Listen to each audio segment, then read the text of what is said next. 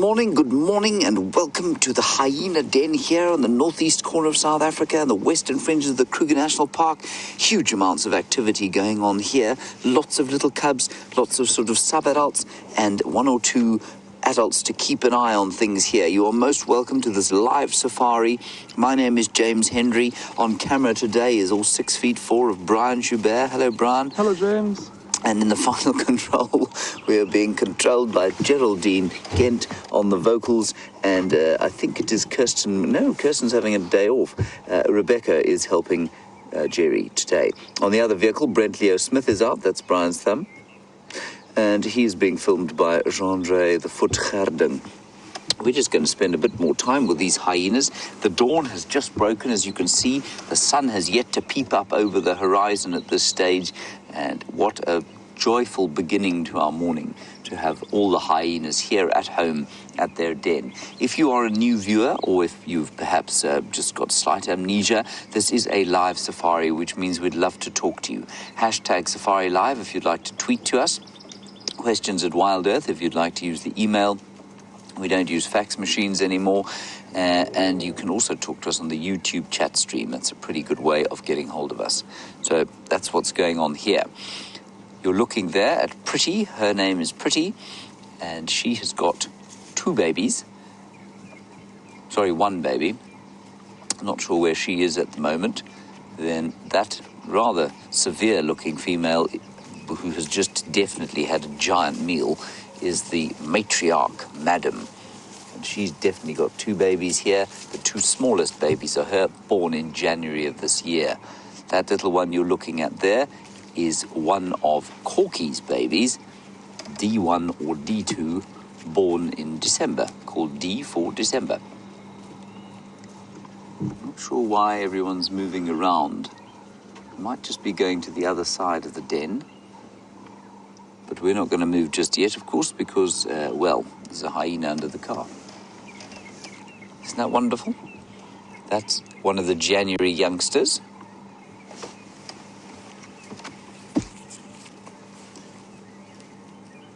Valeria, I agree with you completely. You're on Twitter, you say this was a great way to start. I agree, it's a wonderful way to start, and it's a kind of snap into the morning. Whereas opposed to sometimes we have a very kind of slow ease into the day. Being here with the hyenas is a real kind of quick, fun, sharp start to our morning safari. So you can see how completely confiding they are, fascinated by the vehicle. They're so used to it because they've seen it since they were, just a few weeks old. And it's interesting how as adults, they become less and less confiding around the vehicle. They become less and less interested in it. And even though we're able to sit at this kind of distance from them, as soon as they become adults, it's almost impossible to follow them through the bush. Unlike with a leopard or a lion, you can follow them off-road, you can make quite a lot of noise behind them, and they just kind of carry on. A hyena will move away from you if you try and follow it through the bush, which I think is quite interesting. And this is just a whole lot of greeting going on there. Reaffirming social bonds. And that youngster, who I think is probably, I'm not sure who that is, but it could be May from last year, almost a year old. At least, June from last year, almost a year old. Going on here, you see how as soon as there's any kind of disturbance, the cubs run for cover. But we've got the two youngest cubs, the two January cubs, did not run for cover there. They, of course, are going to be more confident than the others because they were born to the matriarch. And they will inherit that in sort of confidence that she's got. They will inherit the arrogance, if you like, of royalty. If they're both males, perhaps we should call them William and Harry. What do you think? I can't believe I've only just thought of that. Or perhaps if one's a male and one's a female, we'll call them George and Charlotte.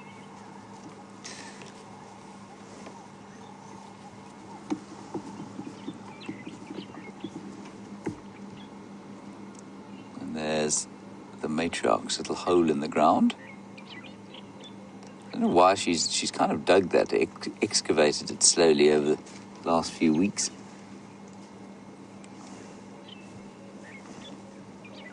And that beautiful grass, which will shortly be shining gold as the sun comes up.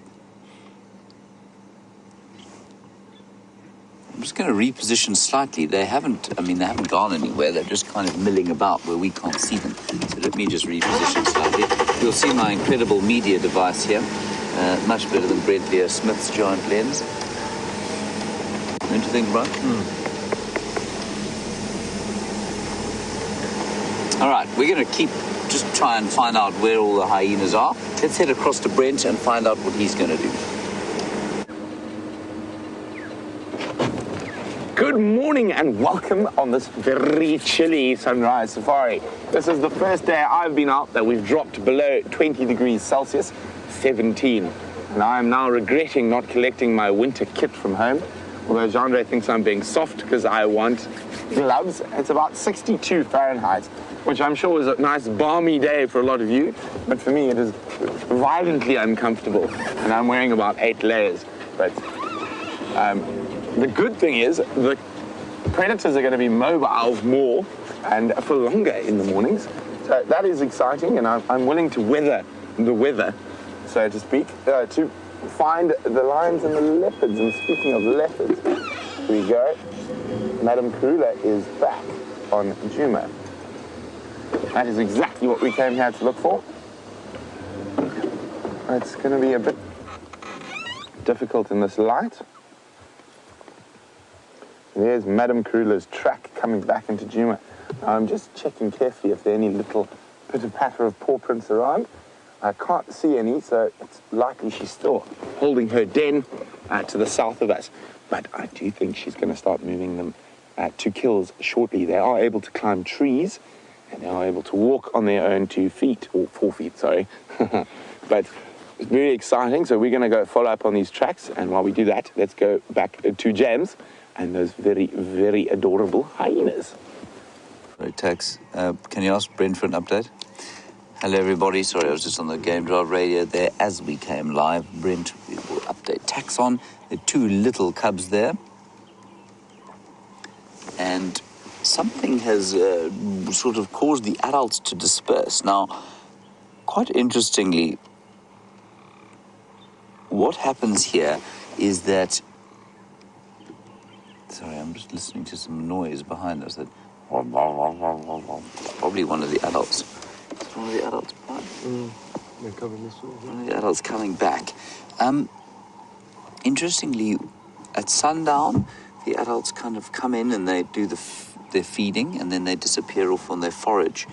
And then sometimes sort of at sunrise, they'll come in early morning like this, feed their cubs, and then they go off. But I don't think they go off to forage.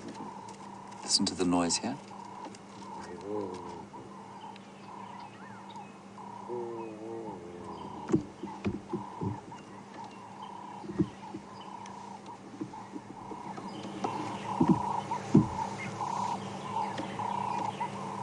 Well, they've naturally stopped calling, of course.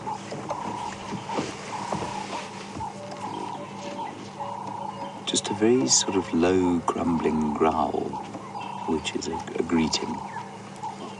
So as I was saying, if you come here in the middle of the day, you will very seldom find any adults here. Now, they don't forage normally during the day. And so what they obviously do is head off into the bush somewhere and go to sleep. Presumably so that they don't attract any attention to the den. So the cubs will go down into their hole. The adults will kind of disperse away, probably sort of to within, I don't know, about 100 meters, 300 feet of the edge of the den. Oh, this is just too wonderful for words. Hello.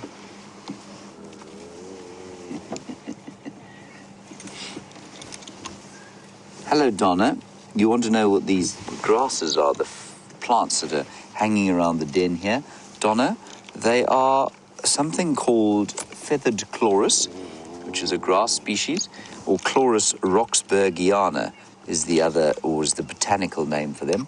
And I think that they are one of the most beautiful grasses we get here, and they really like to grow on termite mounds. So that's what those are, Donna.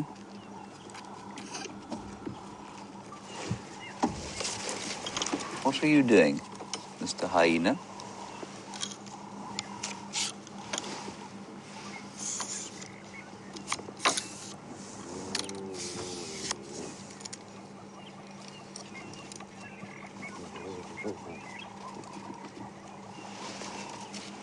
Hello, Pinchy Whiner's Hat. That is a wonderful name.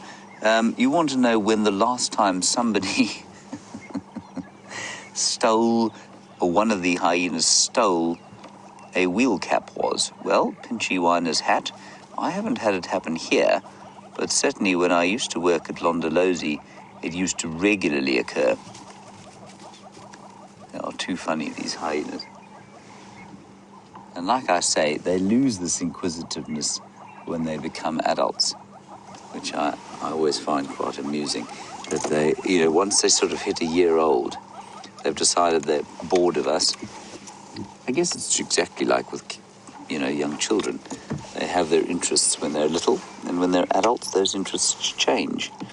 So just if anyone's wondering, Pinchy Whiner, of course, has become something of a joke around the place. It was a crab.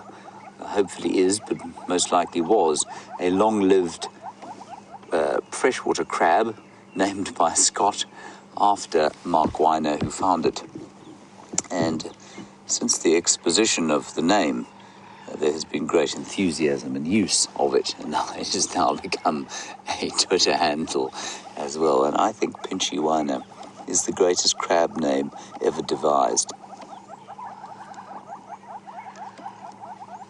Look at the beautiful grass. So Donna, you will see there how that lovely grass is starting to shine a little bit. Oh, listen.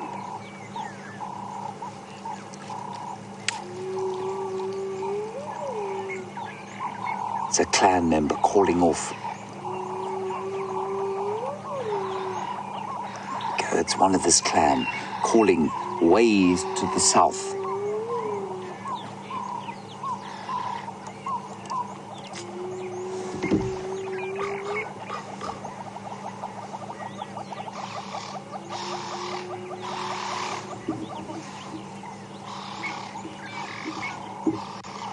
So you might not be able to hear it. The microphone is not facing anywhere near where the hyena is calling from, but I suspect one of the males, perhaps from this clan, just calling, making a final contact call as the dawn breaks before sort of going to ground, finding a sheltered piece of drainage line or perhaps a thick bush to lie under. And there, now we're calling from this side too. Isn't that lovely?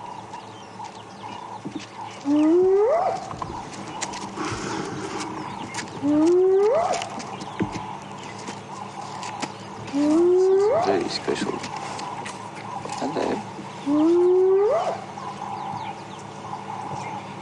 That's pretty, everyone, is it? I think it's pretty. Let's see. It's a bit young. Hyena experts, please can you tell us who this is? I think it's a bit young to be pretty.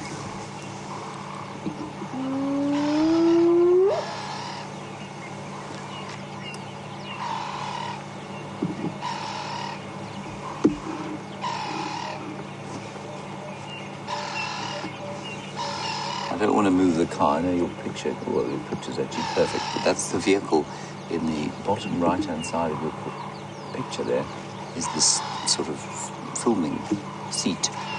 And she's lying now 2 feet from us, maybe, maximum.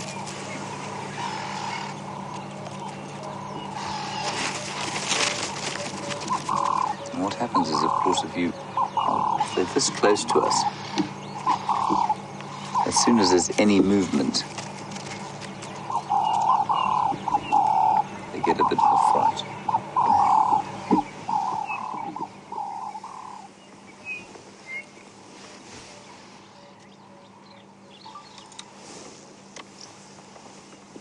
Too sweet. So that's one of the January babies.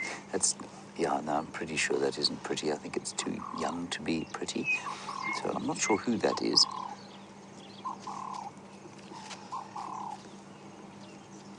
But it's most likely subordinate female.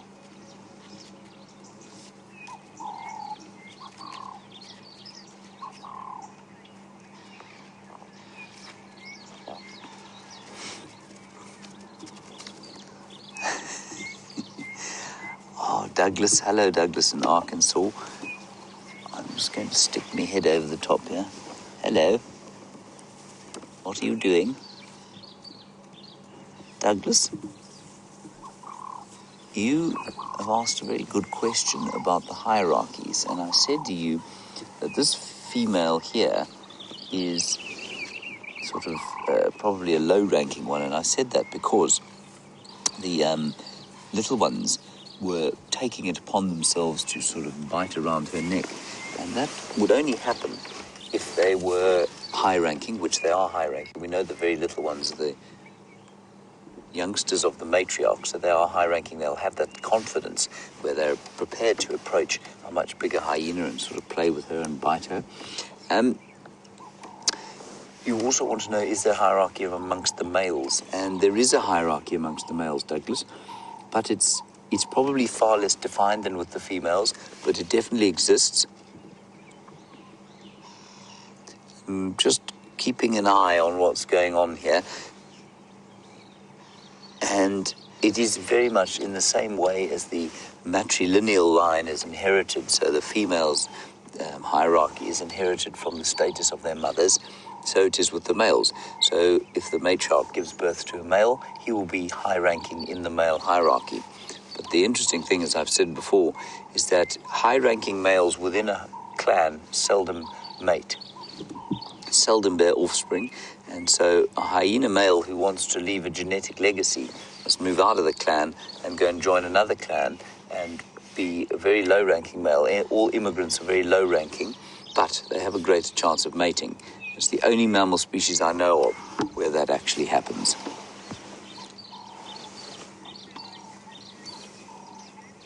Ah, okay. So thank you, Chris Rogue. This is wonderful. Two hyena geniuses, Chris Rogue and Shell in Detroit. You said that was a young male called Ribbon, and he often comes and visits the den. So that's great stuff. Thank you very much for that. So we'll recognize him. I mean, I know that Shell and Chris are identifying him from the spots on his back. I'm unable to. I just see spots when I see them. But he did have a little bit of scarring on the top of his head, and perhaps that's a good way of identifying Ribbon as a sort of fast identifier. So it's not impossible for the males to visit the kind of den, but it's not that common. Now so far behind the vehicle that we can't even see them. Here's another vehicle coming in though. Grant, you've noticed how these hyenas are so completely sort of comfortable around us, and they're prepared to come right up to the vehicle, under it in some cases. And Grant, you want to know how long it takes them to get like this? A few weeks. They come out of the den sort of at 2 weeks, and they'll pop their little heads out and they'll have a look. And as long as we don't create too much disturbance and the adults don't react to us, within a week or two they are completely comfortable with us, and they will come right up to the vehicle. They'll bite off the wheel caps, as you've seen. They'll go under the vehicle, and then as they become slightly older, by the time they're about 8 months old, they've had enough, and they're just not that inquisitive about us anymore. So I know you've got bits of the car in the picture. I just don't want to start because they're so close, and I think that'll give them a fright.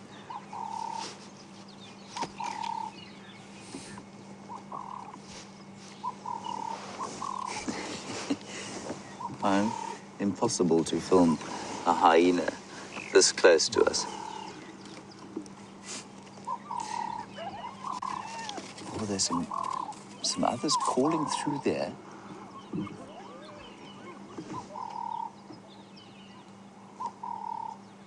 Just sounded maybe like they'd found something to eat. some squealing.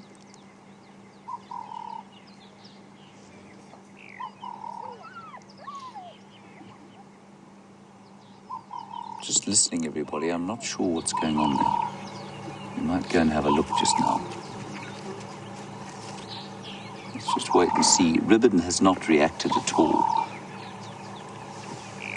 He's still behind the car. So while we listen, Bethany, active hyenas obviously all over the place. You want to know if they sleep as much as lions and leopards.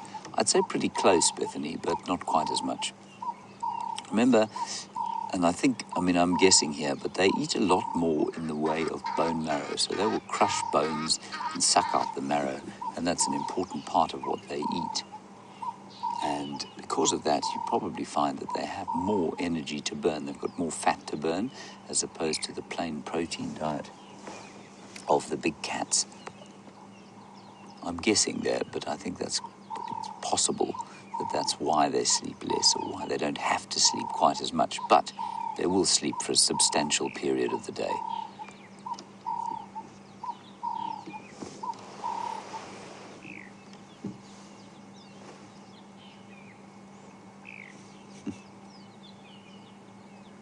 Perhaps Shell and Chris can tell us in a very simply how it is that ribbon is identified so easily by them. I don't know how they managed to do it.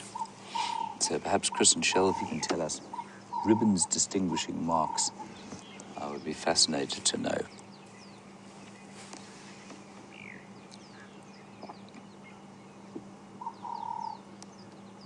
The noise seems to have stopped.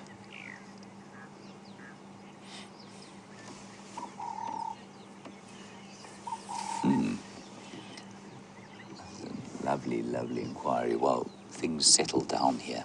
As I said, we had a kind of snappy start to the morning. Hyenas running around the place, playing, enjoying the new day. Chris in Arizona, as they settle down here, you want to know about their problem-solving abilities. How does it compare with the problem-solving abilities of a badger, for example? Now, I'm assuming that you've seen that video of the hyena, the badger at Moholoholo, which is a rehabilitation center / tourism venture up in the mountains of just close to Hoedspruit, which is not too far from here. And there's a wonderful video, for those who don't know, of this hyena, this badger, climbing out of his enclosure using rakes and spades and building towers of wood and stone to get out of his enclosure. And it just demonstrates an incredible amount of problem-solving ability. And while, I'm sure some of it was slightly set up, I've definitely seen purely unset up video of badgers bringing logs to climb up onto banks and get into birds' nests and, doing it a few times so that they can build the tower of the right size. So they have an incredible ability to solve problems, do badgers. Now, Chris, I don't think that hyenas have quite the same abilities. I've certainly never seen them doing the same thing. I've never seen records of them doing the same thing. But I do know that in terms of intelligence, general intelligence, they are renowned for having an intelligence that is right up there with the cercopithine primates. That means the monkeys and the baboons. And it's indicated by their complex social structure.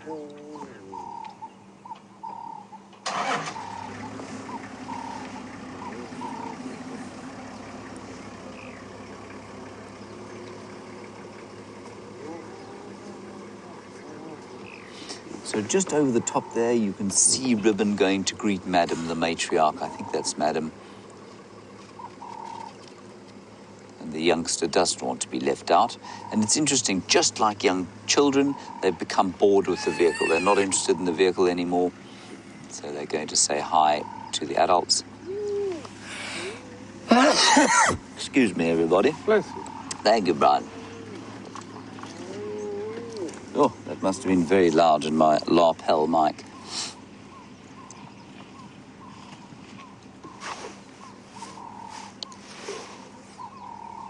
Comes Madam again.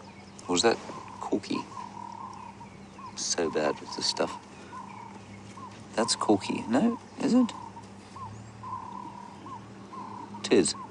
She's only got one gash out of it here.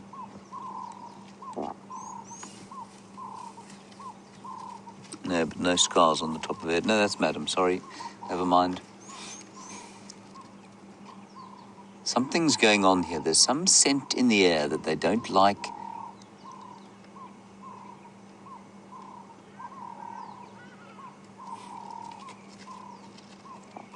So it's very interesting to see the male here, and I don't know whether he has rank or not. But the way that he's interacting with the matriarch there tells me that he could possibly be fairly well. He's probably quite high ranking.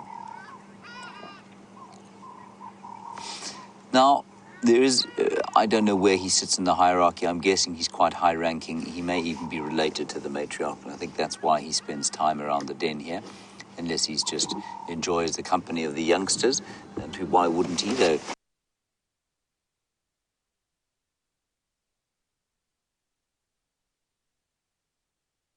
Enormous fun.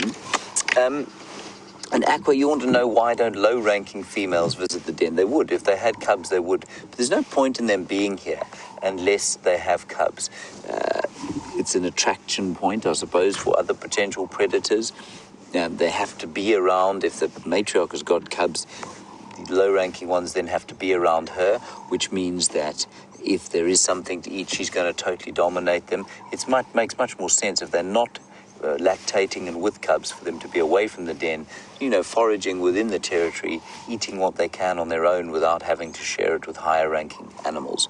So that's basically why a low ranking female wouldn't come here. There's no real point in them coming here. Our clan is not a very big one, though, let us not forget. As far as we know, there are about 18 or so adults within this clan, and that's not very big. And on that sort of same note, Cheyenne, you are interested in whether or not they will cross-suckle. Would they adopt a youngster whose mother died, perhaps, or would a high-ranking female feed a lower-ranking female's cubs? Hyenas do not cross-suckle. They're not like lions. If a female dies and she's got cubs, her cubs will die with her, even if there are other lactating females. I'm so pleased we got here when we did. They like to play in the early dawn light. And now you can see things really starting to quieten down here. Unless there's something going on the other side. You may have seen taxon moving around there. But I think things are going to pretty much calm down now. Let's just reverse a little bit. Let's reverse a little bit down the way there. Have a look there as you're looking at the sky starting to blue as the cold front breaks up. Well done, Brian. Marvelous. It is a magnificent sky. It's a very subtle sky. It's just not an exploding sort of kaleidoscope of yellows and reds and oranges. It's a very subtle sort of blue and gentle shades of pale yellow in the clouds there with a bit of grey. Marvellous. Very fresh smells all over. Even though we're at the hyena den, it's not very dirty at all, which is quite nice. And a single dove calling off to exactly where you're looking there.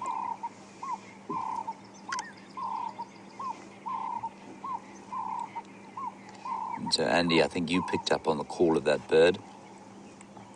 It is a ring-necked dove. Isn't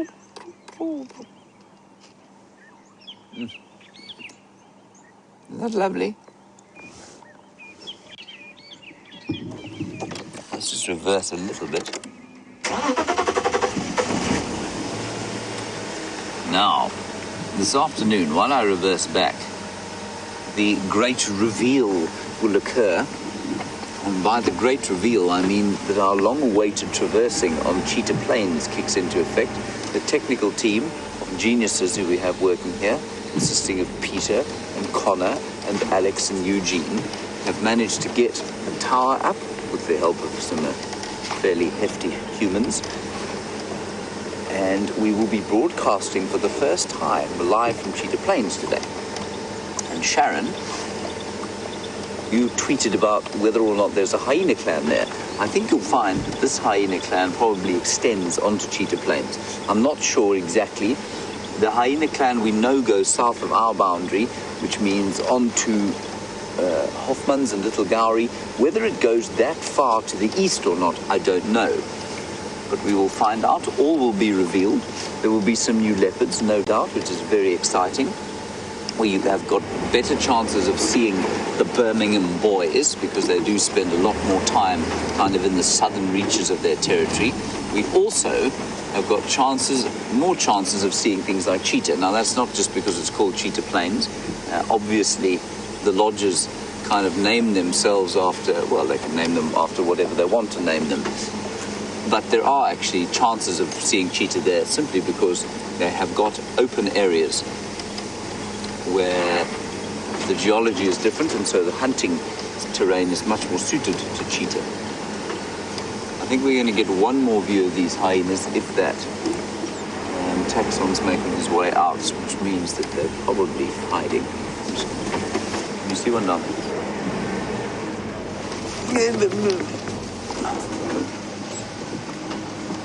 That's interesting. I'm just going to stick my nose in here. Oh, sorry, Brian.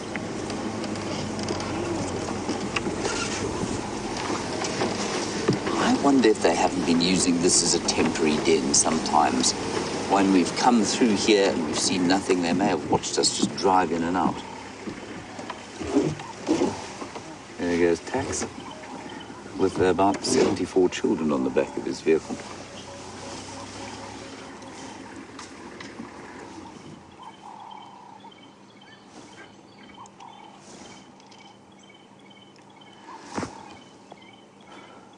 And in the background you can hear a Steeling's wren warbler.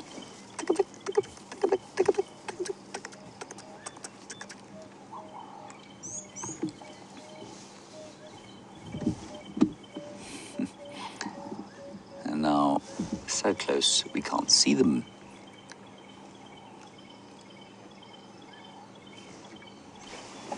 So that is Ribbon. I'm now starting to recognize those. He has got a sort of lengthy, quite thick stripe of spots on either side of his flanks. Maybe that's what's the obvious identifier there.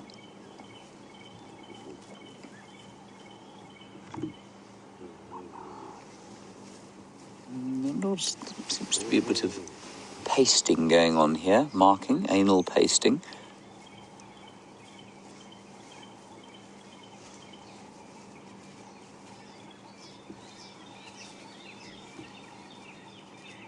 You can see him walking over the grass, lifting up his tail, and what that will do is just expose the anal gland, which will then rub over those grasses.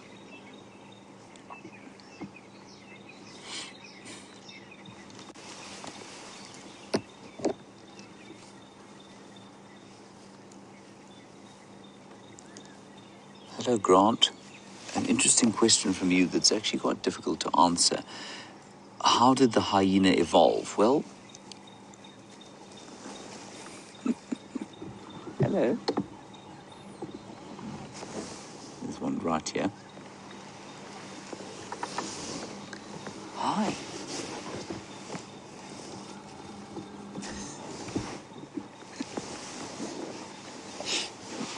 So, Grant, I don't know really what you mean, except to say that the hyena has evolved, just like anything else, to fill a niche. And the niche that they fill in this particular area is as the apex scavenger. Well, semi-apex scavenger and semi-apex predator. So they're very variable. They can scavenge or hunt with equal success, depending on the area that they live in. They're very dominant. And so they fulfilled a niche where they were able to sort of steal food if they had to, or they've evolved the ability to hunt very successfully as a pack, which, say in the same way that wild dogs do, or in the same way as hyenas do, not hyenas, as lions do. So Grant, that's the kind of shortest answer I can give you. What did they evolve from? Well, they would have evolved from a common ancestor eventually to all the cats. The cats and the mongoose would have had a common ancestor many millions of years ago, and one line from that common ancestor would have formed the cats as we know them. One would have gone towards the mongoose, and the other eventually would have got to the hyenas. But more than that of the evolutionary history, I'm not really sure, Grant. And then Davino, a nice question from you about the function of what we call the pseudo-penis. Now, for those of you who are perhaps new viewers, it's difficult to sex hyenas, and that's often why I get it wrong and why many of us get it wrong. They all have what appears to be a penis. The females is called a pseudo-penis, and it's an enlarged clitoris, and the males have got a standard issue penis in the same way that all other mammals do. And Davina, your question is, why do they have this situation? What is the function of it? No one has satisfactorily answered that question, Davina. It's safe to say that the pseudopenis functions in a strange way, in that there's no vaginal opening on a hyena, so she must give birth through the pseudopenis, and she must also mate through it, which makes mating awkward and it makes birth dangerous. But we think that the reason it has evolved is because of the incredible testosterone load that a female hyena carries.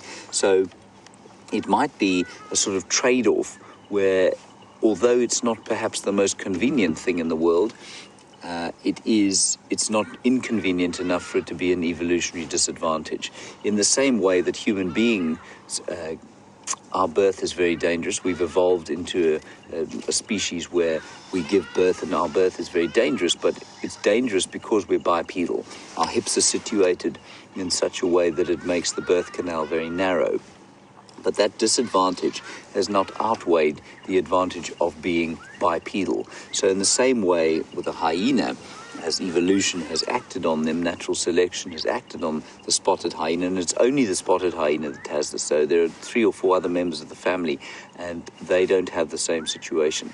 So despite the fact that there is an evolutionary disadvantage in that it's perhaps not healthy all the time to have that pseudopenis because it makes birth dangerous, the disadvantage of that is outweighed by the extra testosterone and the kind of female-dominated society that they have, which has made them one of the most successful carnivores in Africa. So, Davino, I hope that answers your question. I love questions like that. I think they're really fantastic. They inspire a lot of different discussions. So thank you very much for that. I think we're going to leave the hyenas now. There doesn't seem to be much going on here now. Let's go back to Brent Leo Smith. He has been following up on our favorite daughter, the queen of Ajuma, and let's find out if he's managed to find her. Hello. So we got called to some leopard tracks around the lodge, heading towards Zoe's Road. Now, I incorrectly assumed that they were Karula's. It's not, it's the tracks of a male. So we're just having a quick look here, and then I will go back to Karula's tracks. But another interesting development out in this area. You see them there, somewhere in the distance there. Vultures in the tree. Yes. So there's a couple of vultures in the tree, so we're going to have a look a bit closer. Now, this is very close to where we had those vultures on the sunset safari, except on the other side of the road.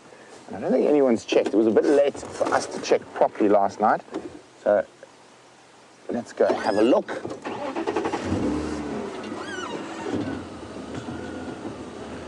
And it is turning into an absolutely stunning morning.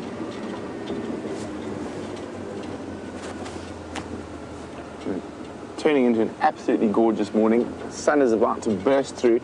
And it's wonderful after all this grey, dreary, windy, cold weather we've been experiencing.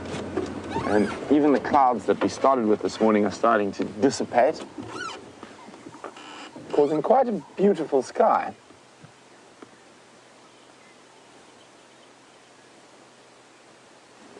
Listening for a second or two.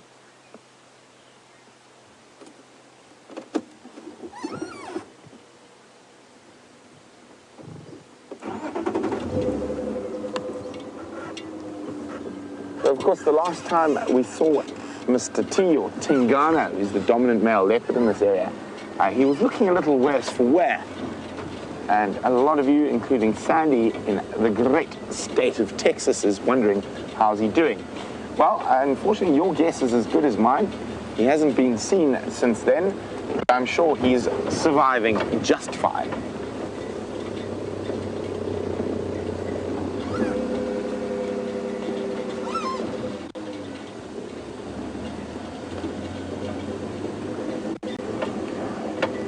So the other vultures were just on the other side of the road last night of Gari Main. So the reason... Oh, I hear some lions calling somewhere, quite far from where we are, but I just want to listen anyway. Oh, they're very far.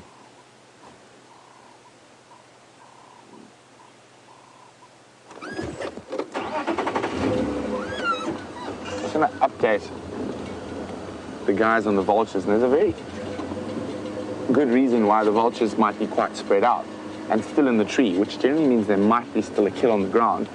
But the reason they choose specific trees, and they like dead trees generally, it's because there's no branches and things for them, their large wingspan to get caught in.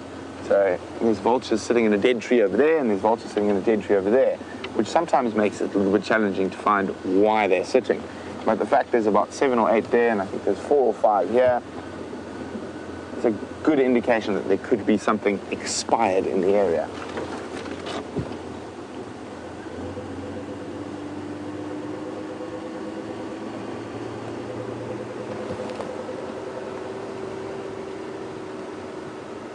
There's quite a lot of Makoti on Impala Road, just to the north of Impala Plains. There's also some on Gari Main. I'm just going to check in the area a bit. Oh, look at that. A vulture sunrise.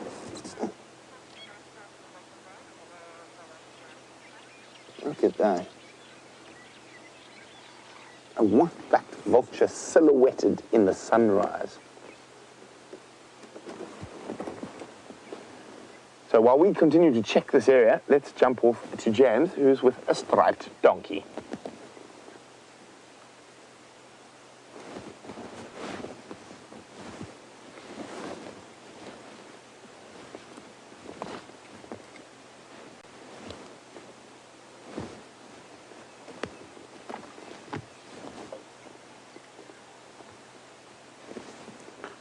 Okay, look at that sky with the vulture. So we're not jumping on with James.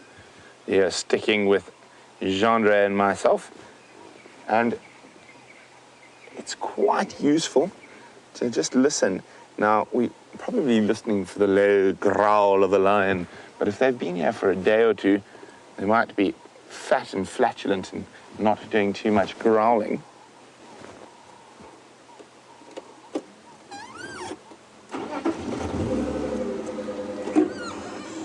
So what are you here to scavenge, vulture?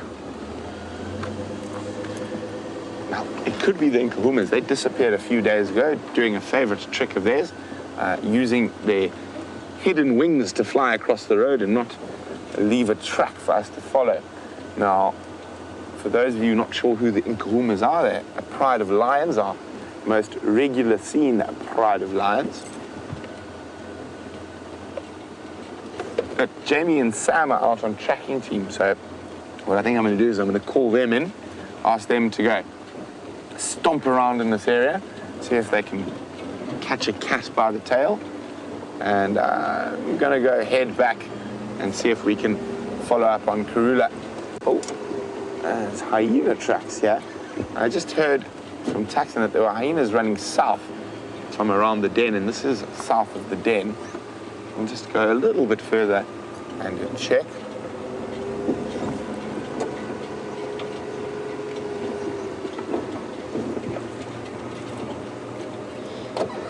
No, there's definitely something up and about here. I'm definitely going to call Jamie if I don't, and Sam. I'm going to show you now. There's nonsense afoot. And especially with the cold weather we've been having, vultures haven't been that active, and the fact that there are this many vultures and some giraffe. But I mean, look at that.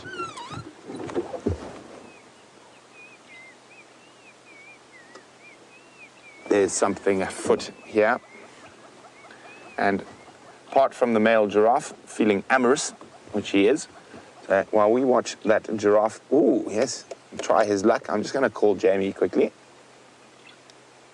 Jamie. Ooh. She might be feeling amorous as well. Jamie, could you guys come to Impala Road around the power lines?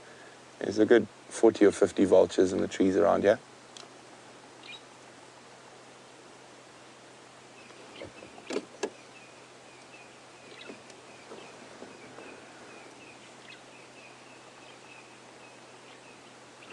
Oh, James is now coming as well.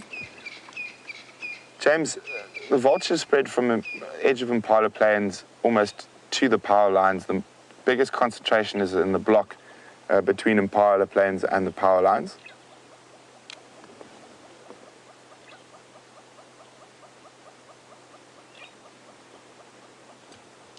Copy. Sorry guys, back with you. Now let's have a look at the amorous giraffe. Now, I can't see any other giraffe. I can't see any youngsters around.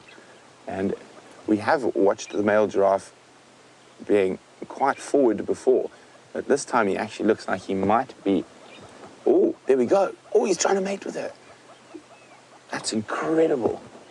Now, she is showing signs that she is quite excited at the prospect, even though she moved off that time. Now watch his, oh, look how she backs towards him.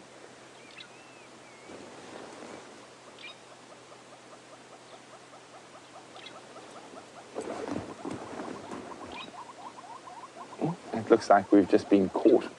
And we're getting the look that I'm sure most peeping Toms get occasionally. But no, more important things to do. Babies to be made. You can see how she's rubbing her back against him. And, oh, that's definite giraffe flirting going on there. So she's almost certainly an estrus. Might not be quite ready to mate yet, or they might have mated already before we arrived. They will mate multiple times.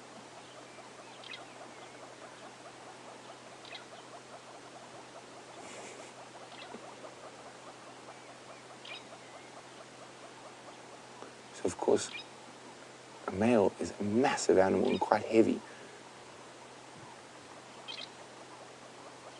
And you can see he's almost preparing to make his leap onto her back.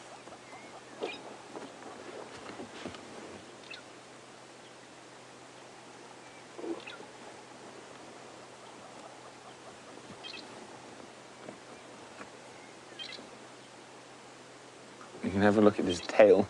He's lost the tip of it at some point in his life.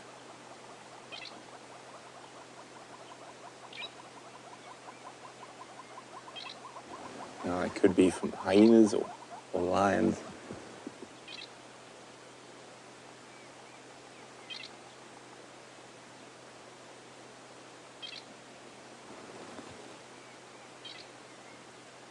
It's fascinating. It's quite the dance. Quite going on at the moment. You might see a phlegm and grimace shortly. In the giraffe, it's not nearly as obvious as in other animals.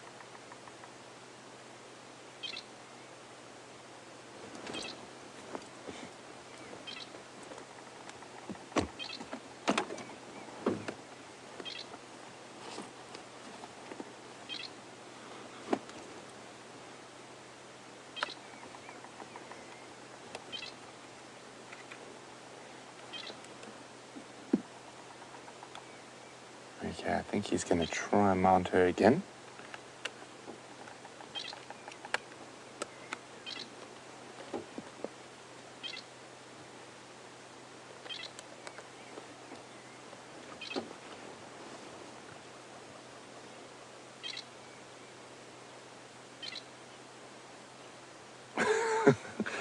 as he's about to leap, she just moves forward that slight bit.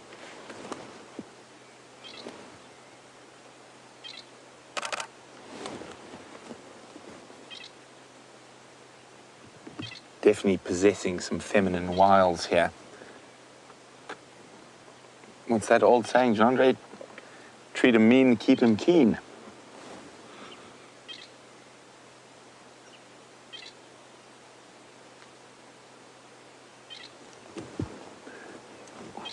Unfortunately, I've gone right into the sun, so Jean-Andre is doing his best to give you the best picture, but I don't want to start the vehicle and move in case it disturbs them.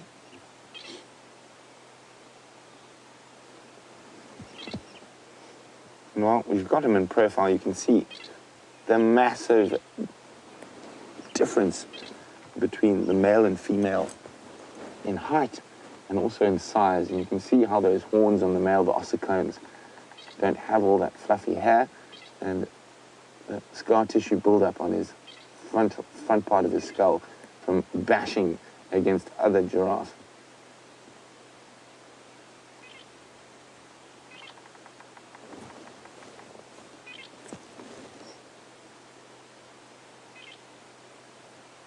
It's quite beautiful in the silhouette. You can see how much more delicate and feminine her features are compared to his.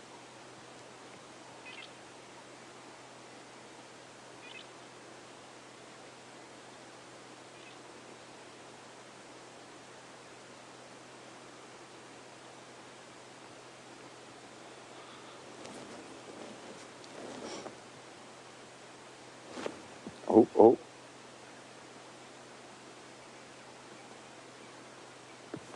Well, they're showing a little bit of tact. Going behind the bush. Oh, there we go. At least he's moved out behind the bush now.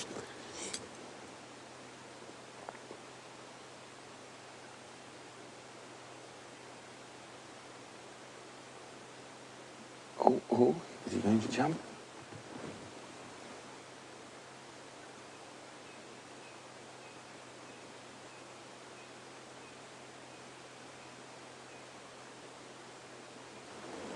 This is absolutely fascinating.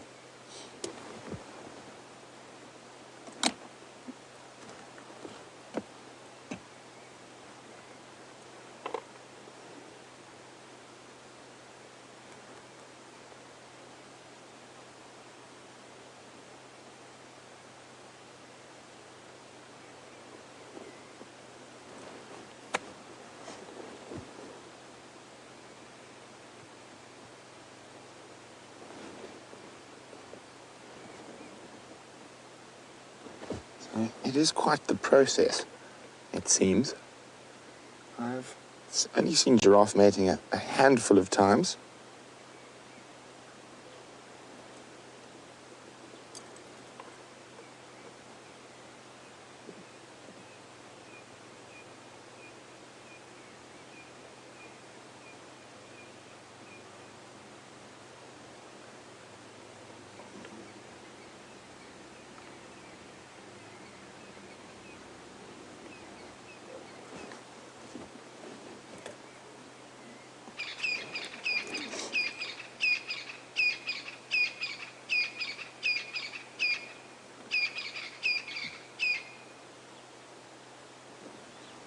Well, are we going to see?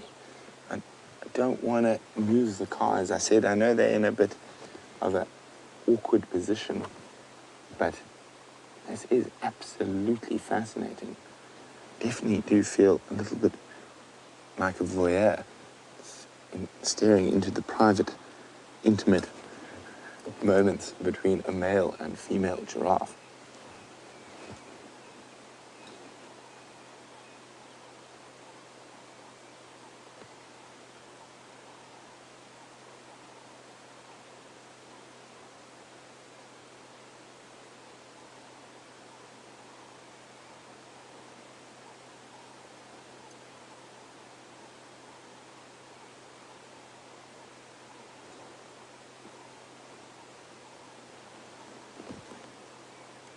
This is probably not the only male she'll mate with while she's in estrus. And it's actually quite surprising to just see one male trying to mate.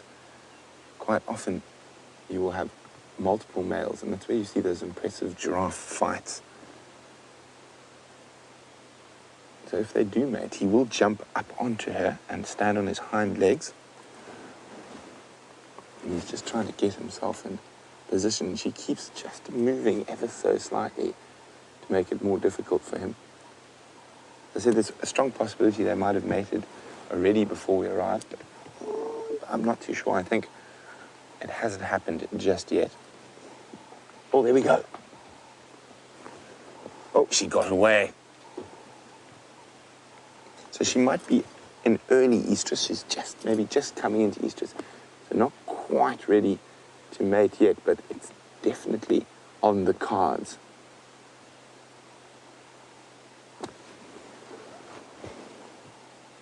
Hello, madam. You're very flirtatious. Look, battering those long eyelashes.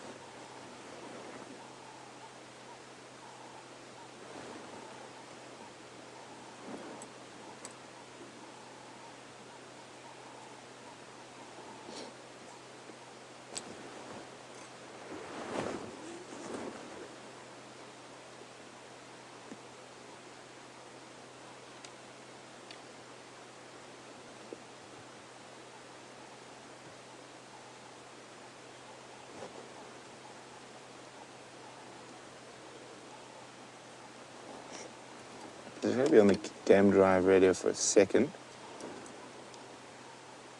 James.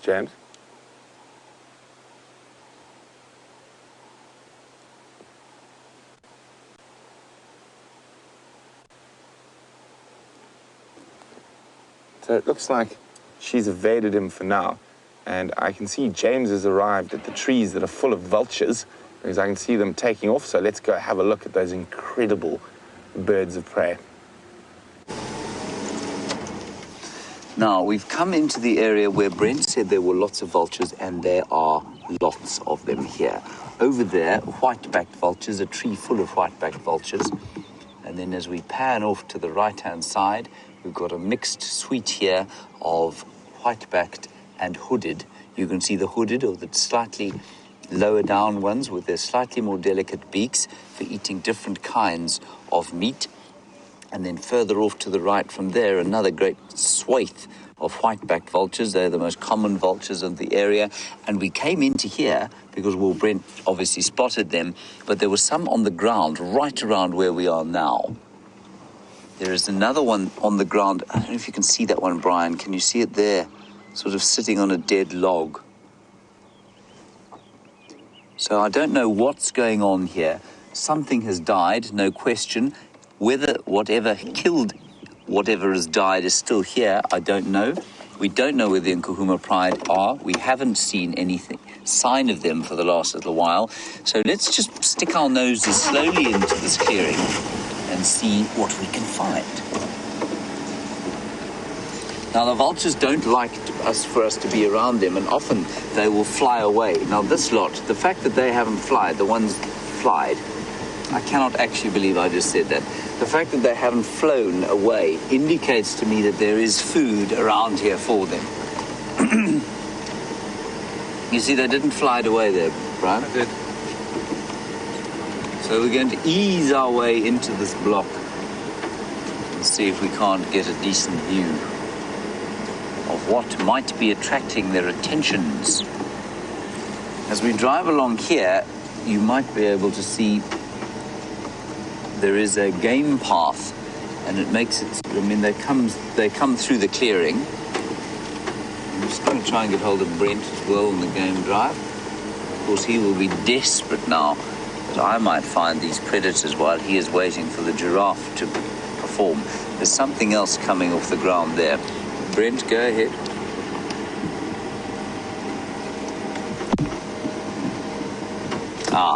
Now, Brent's just told me that the Nkuhuma Pride has been found at One Eye Pan in Simbambili, which is just over there. So the chances are that they did kill something here, and they are now having a drink there. Anyway, we'll keep following up here. Something large has met its end around this particular area.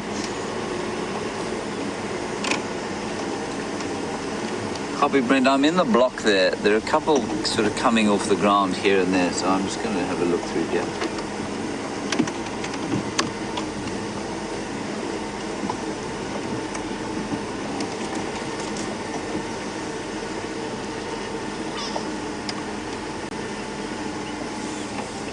While we drive through here, Red on YouTube.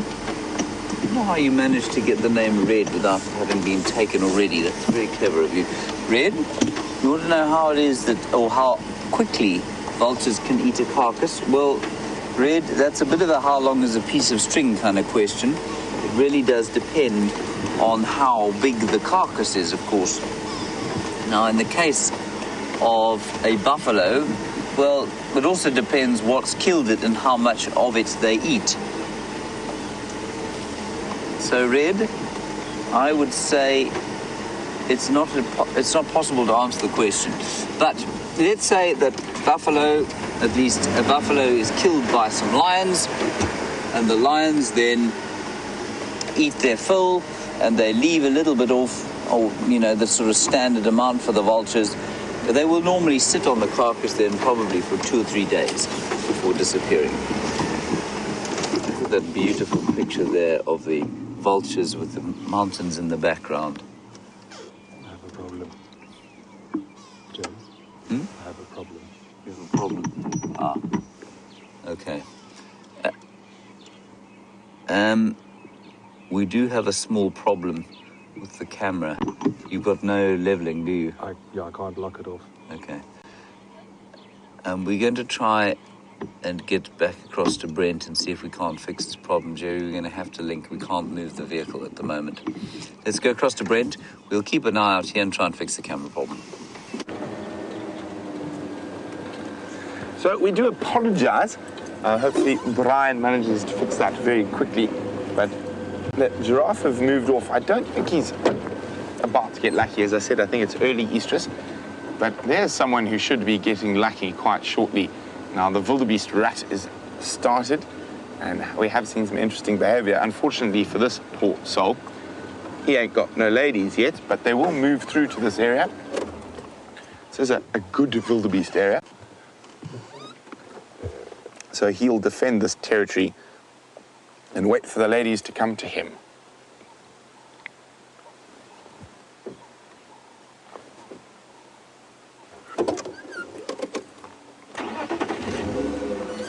So nice short grasses around here that wildebeest, oh, he's going to walk to us, that wildebeest prefer.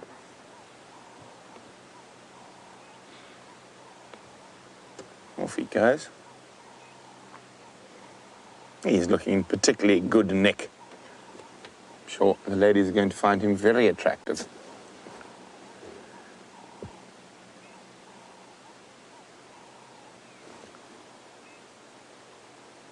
So wildebeest have quite a different strategy to impala for the rut. So they will defend a specific area, whereas impala will defend a specific group of females. So it's very interesting how you notice that different animals have different strategies when it comes to mating. And speaking of mating, when we saw some attempts at mating by that male giraffe. Linda's wondering, every time he sort of tried to mount or nudge her, she moved away. Does this mean, if she didn't, would this mean she's ready? Yes and no. Sometimes, especially she looks like quite a young female, she might be a bit nervous of the weight of him leaping on top of her. But yes, I think she's probably coming into estrus and he's just getting very excited. But as she sort of gets further into estrus, she'll probably stand and copulate. They shouldn't move too far, so it might be worth having a squiz around here on the sunset safari. So I think James would have given you that update, but I just heard that they have found the Inkahumas, and they're very close to where those vultures are, but unfortunately across our western boundary. So we're going to make our way back towards the last leopard tracks and see what we can find there. But definitely a crisp morning, and I think winter has arrived.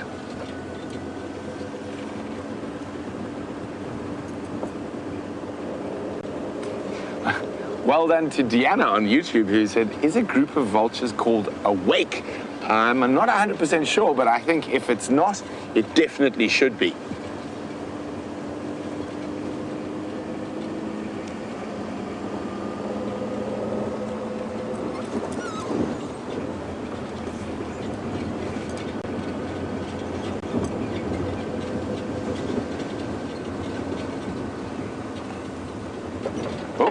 And don't forget, very exciting on tonight's sunset safari,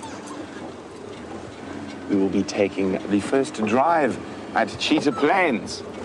And of course, old Murphy's probably going to be around. So whoever goes down there is probably going to see a few blades of grass. What have you spotted, Jean-Andre? Is it the same too? Ah! He is hot in pursuit. And she is hightailing it out of there. He, of course, can't hightail because he is lacking the bottom of his tail.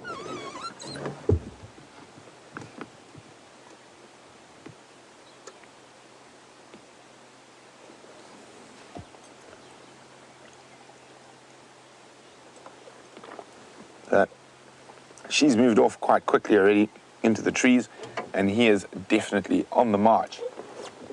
So as I said, probably early estrus, not quite ready to mate yet. Probably a day or so before he's going to get lucky.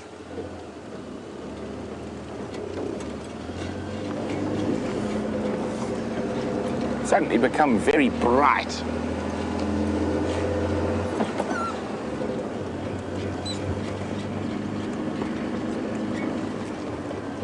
You can speak, Jean-Andre. In the spares box. In the spares box. So Brian and James. And on the tripod. And on the tripod. There we go. Going back, they have a problem with their fluid head. Now, the fluid head is this wonderful piece of equipment that the camera is mounted on. It makes it look so effortlessly smooth when our cameramen move it and sway it from side to side. And Jean-Andre, is there actually fluid in the fluid head? Yes, there we go. He nods. Jean-Andre doesn't like talking too much on camera, so I have to do his talking for him. There is fluid inside the head, and it's quite viscous, so, or not? Depends on the temperature. It depends on the temperature. So the warmer it is, the less viscous it is. The cooler it is, the more viscous it is. And obviously that just gives a little bit of something to work against, so you don't rock or jump. Apparently I'm wrong completely. Maybe we'll get Jean-Ray to give you a lesson in fluid heads a little bit later on the sunrise safari.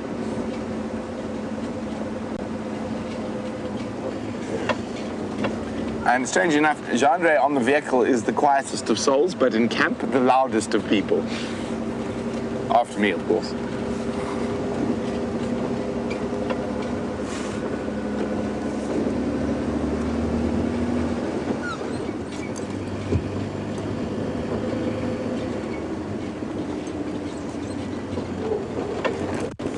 Good morning, Alice, who's in Ohio.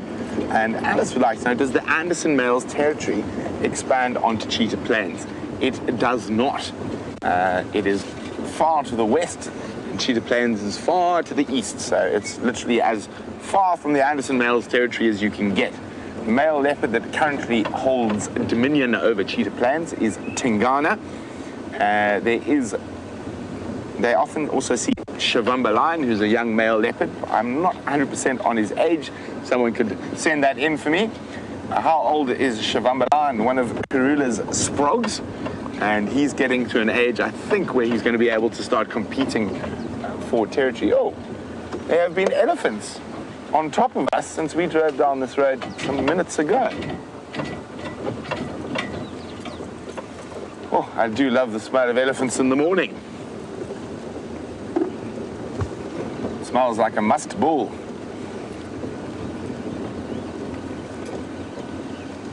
Trampety tramp, tramp, tramp, and he's heading this way. Where did he go? Oh! Here he go. Where did he go?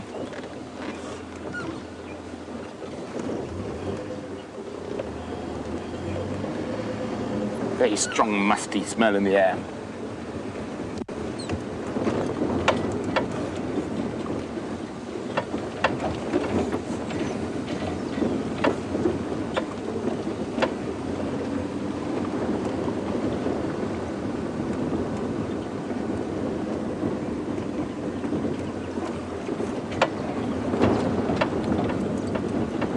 And very exciting as it warms up. The butterflies are going to be ready to start flying about, and we're going to definitely have a look for some butterflies. I do have my book with me today, so we are prepared.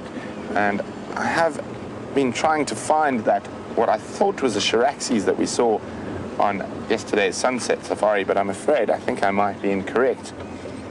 It could be something related to Chiraxes. I used to know it. That's the thing that's terrible, that I can't remember.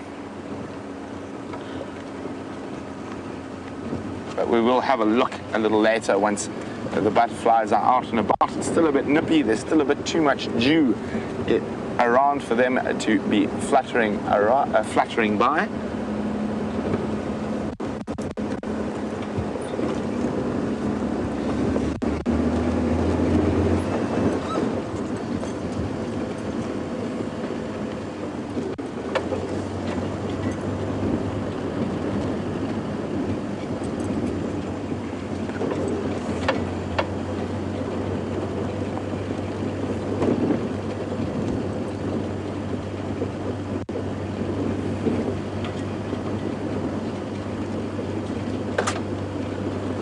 So apparently a wake is only a group of vultures that are feeding, and thanks to Eric for that one. Now there are some wonderful, wonderful collective nouns for birds. I think my personal favorite is ravens, and it is a conspiracy of ravens. That's one of my favorites. And also a murder of crows, and a parliament of owls.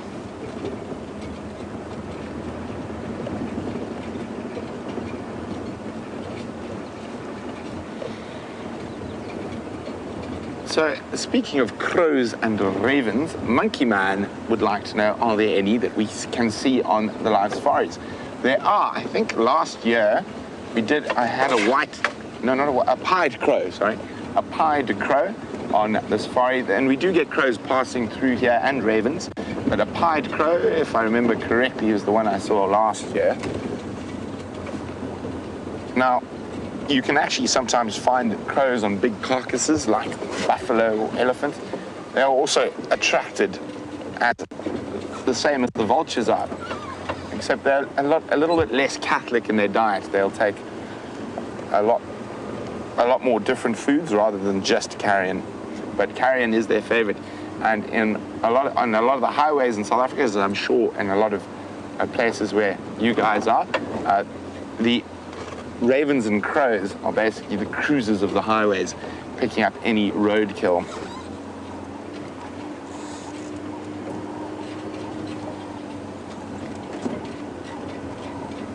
And there we go. Let's just do this quickly.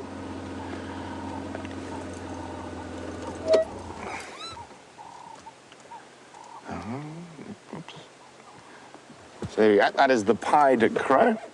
Of course, pied because he's black and white. Now, if I remember correctly, that's the only one I've seen in the Sabi Sands. So one of the biggest problems we have in Africa with birds is this guy, the house crow, or the Indian house crow.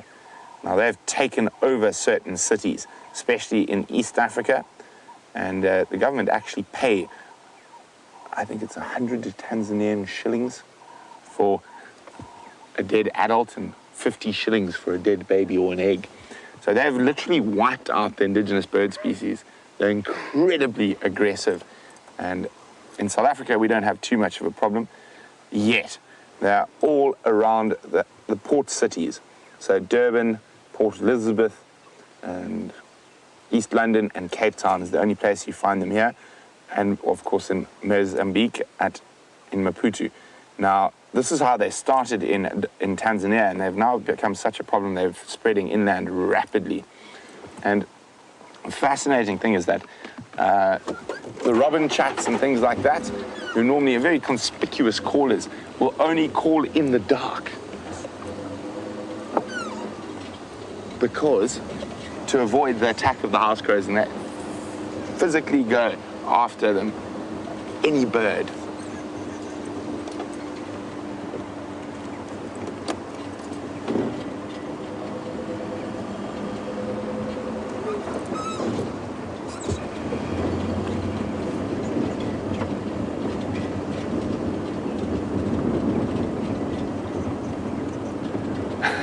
Siberia says there's a group of hardy-dar ibis called a noise. I would agree with that, but I would say I think I'd even almost go with a cacophony of hardy-dar. Yeah, we're now back in tracking mode on the search for the queen of Juma Karula, the female leopard.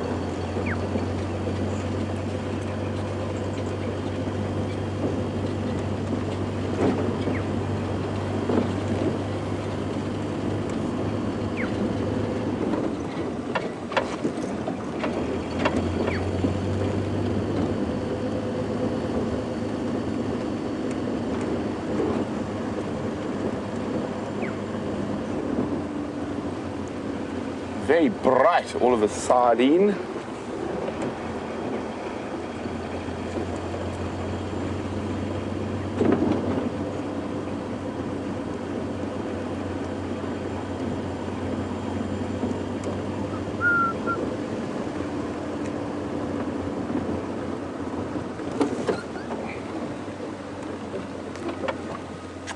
Naughty elephants. And a monster millipede. The elephant has been naughty, it's left a branch on the road. Oh. But what I really stopped for was not to move the branch.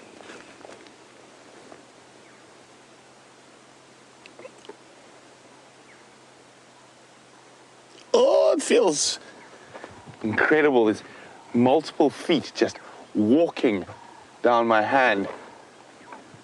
Oh, he got a fright. Look at that instant response, curled up into the defensive position.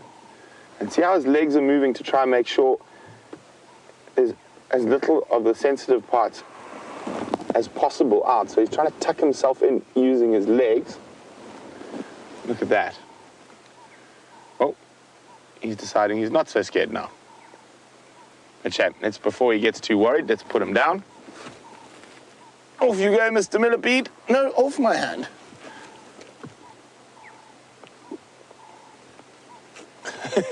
He doesn't want to leave now.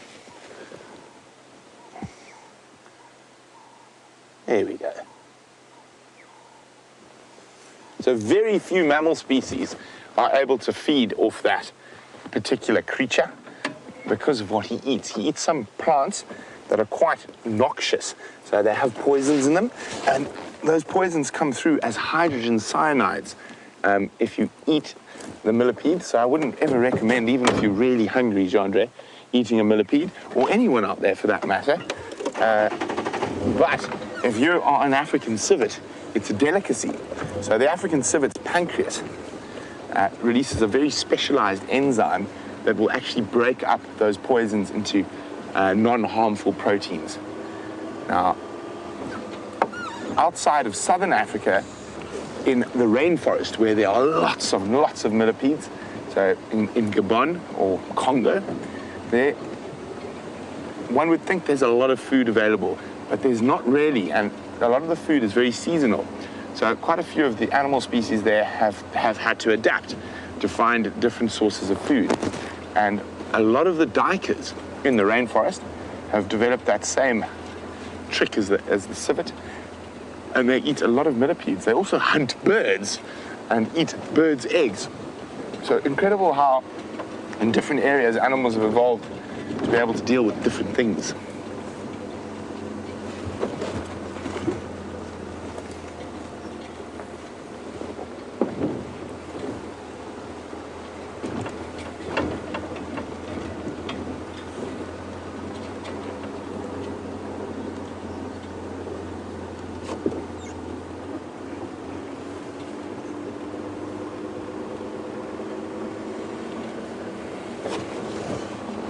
So we've just seen that wonderful multi-legged creature, the millipede.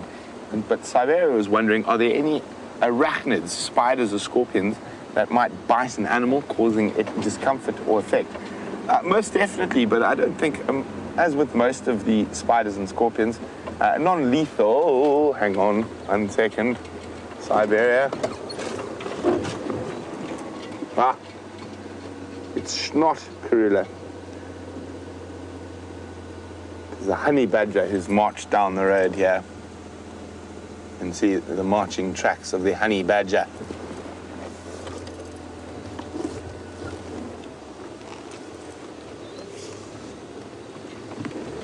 Now, we see a lot more honey badger tracks than we do honey badgers. Hopefully we can change that. And I think this winter is going to be quite a good one for seeing a lot of the abnormal stuff. But while we continue to look for the queen, James has got some feathered friends atop a tree. Okay, so we've got some massing starlings here. That's one flying off. The bird in the center of the picture, of course, is a fork-tailed drongo. He's not going anywhere. But about just before you came live, there are about 6 or 7 plum-colored starlings or violet-backed starlings in this tree, and they are now disappearing off overseas. They go away for the winter, and they're starting to mass. You don't normally see them in groups. They're normally on their own or in little pairs, but soon they are going to fly away for the winter time. So when we get to this time of the year, just before most of the birds leave us, you do find them sitting in groups together, sort of looking wistfully northward. The other one that we haven't heard for a long time and haven't seen is the woodland kingfisher. And I saw him the other day. I saw her actually with a little baby, well, a young fledgling, and she had caught a massive centipede about that long, and she then beat it to death on a branch, and then she sort of half macerated it, and then she gave it to her youngster, who swallowed it whole. It looked like a fairly disgusting breakfast. But the interesting thing was that I thought they'd all gone away because we're not hearing them at all anymore, and I think most have. Maybe, though, there's the odd parent with a fledgling sort of eating the last of that they can before they head north into the sort of central regions or the northern regions of Africa, just south of the Sahara. So interesting times for the migrating birds.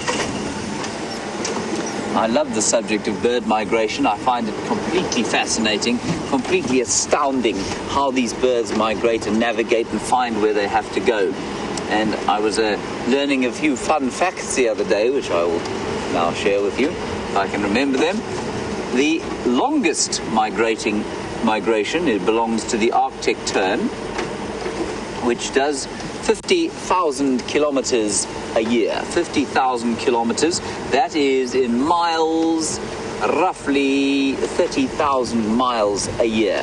So 25,000 kilometers each way, 15,000 miles each way from the Arctic tundra, where it breeds, down to the sort of southern islands of the Antarctic, where it spends its summer, well, our summer months and your winter months. Well, the northern hemisphere's winter months. I know some of our viewers are sitting in the south.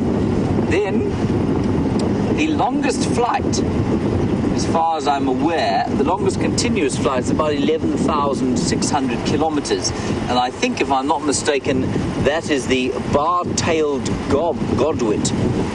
Bar-tailed godwit, which flies also from the Arctic down sort of across through the Pacific and ends up in Australia and New Zealand in order for it to spend the summer down here. So that's the longest one. And then the highest bird ever recorded, and this is quite amusing because the way it was found was that an aeroplane hit it. It was a Ruppel's vulture flying at 11,300 meters above sea level. Now, that is astonishing. That is about 35 to 40,000 feet above sea level. That's where this Ruppel's vulture was flying. And quite apart from the fact that it hit the aeroplane, which must have been very terrifying for the inhabitants of the aeroplane, or the passengers and the pilot, the temperature up there is probably close to minus 30 or 40 degrees Celsius. I don't know what that is in Fahrenheit, but it's amazingly cold. The oxygen is so thin that you and I wouldn't survive up there for very long. We certainly wouldn't survive without special suits and that sort of thing on. So how on earth the Ruppel's vulture manages to survive up there has got something to do with some very sophisticated blood or hemoglobin, which carries a lot of, or is able to carry more oxygen than our hemoglobin can. So just amazing adaptations for birds who have to migrate enormous distances. So those are my 3 fun facts of the day. Brian, height, length, or distance, and height, distance, and what was the other one? Oh, length of flight, the longest flight. 11,600 kilometers to one flight.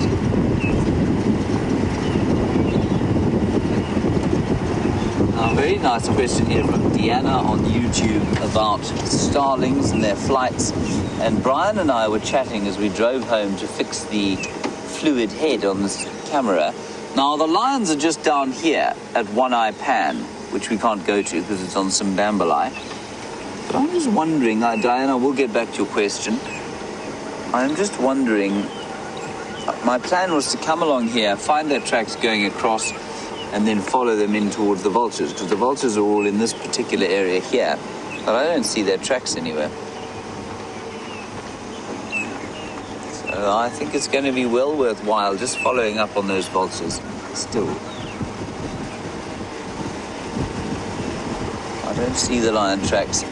So Brian and I were chatting on our way back to fix the camera, about how animals communicate, and we were talking about it because we saw that little group of zebras. And Brian said, well, you know, how is it that they know how to talk to each other? Do they, you know, what is the communication? And I said, I don't really know. And we talked about this sort of thing of ESP. Do they communicate on a level that we perhaps don't really fully understand?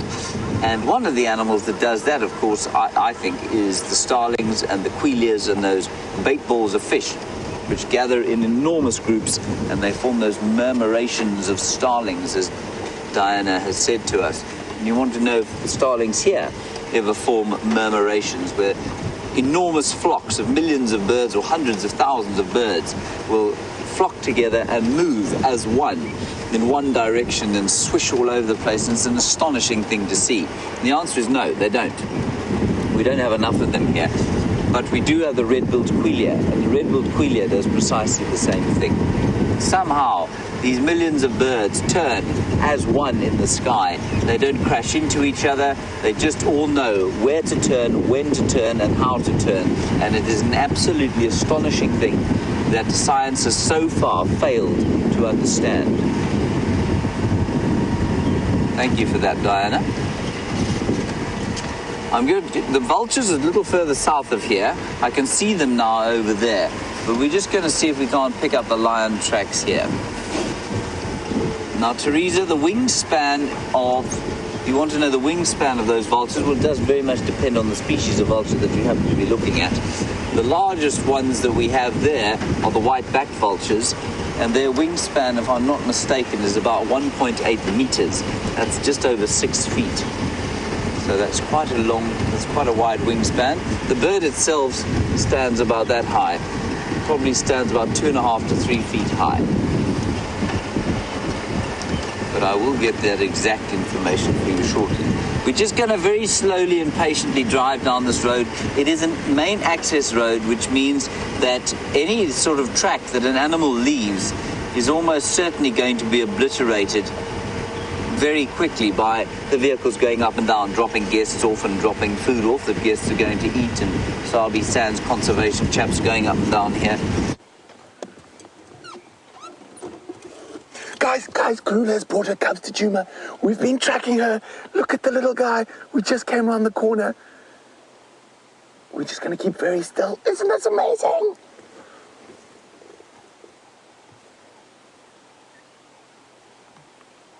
Look. Here they come. Oh, my goodness. Isn't this exciting?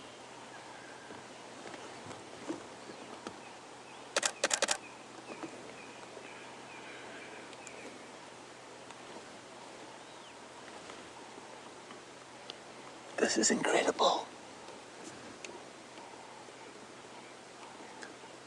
And I said I could hear the pitter-patter of little feet this morning. I wonder if she's taking them to their first kill.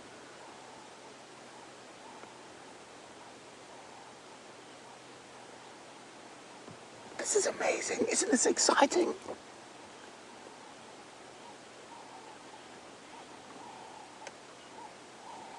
I'm literally speechless at the moment.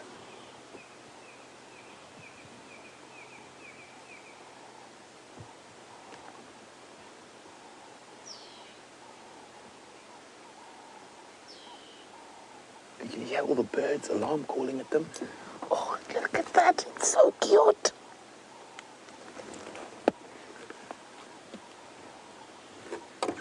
Look at that little one running up.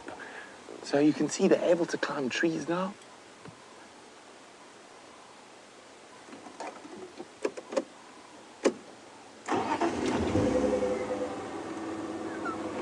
This is absolutely amazing.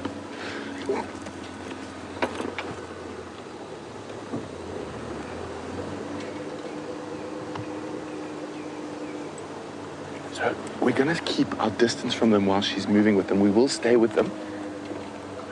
I'm hoping she's taking them to their first kill.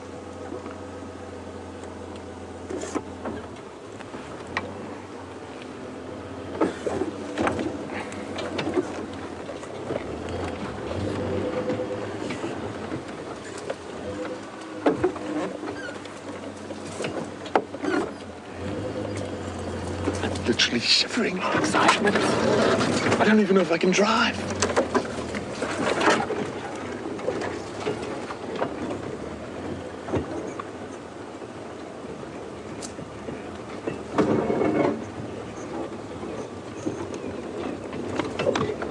I said we're going to keep our distance a little bit while she's moving with them.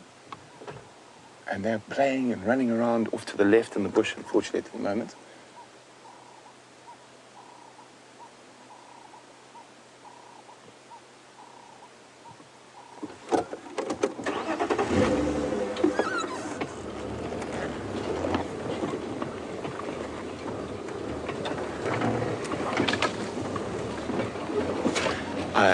I don't know what to say. Let's just enjoy it.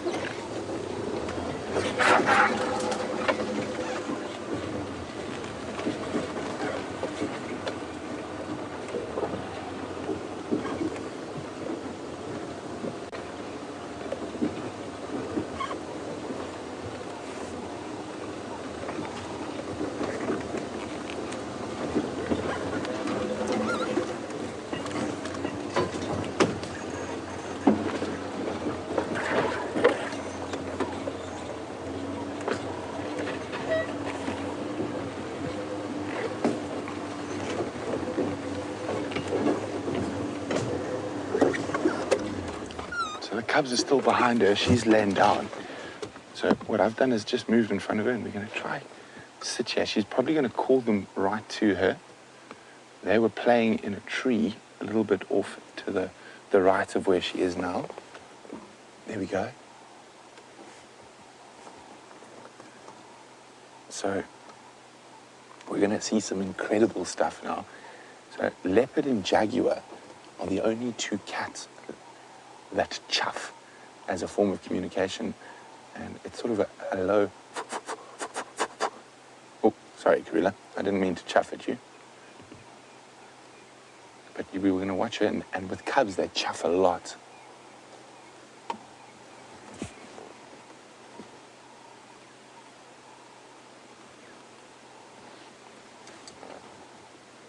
So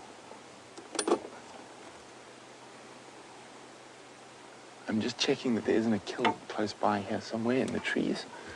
Doesn't look like it.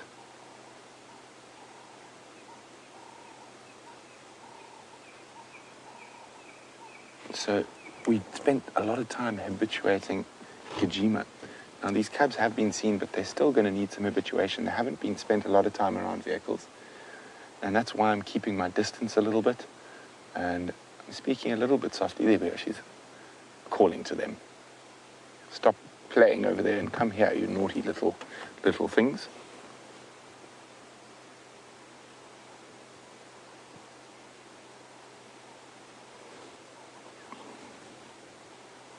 Yeah, I'm just going to call it in on the radio quickly. Yeah, there's that chuffing.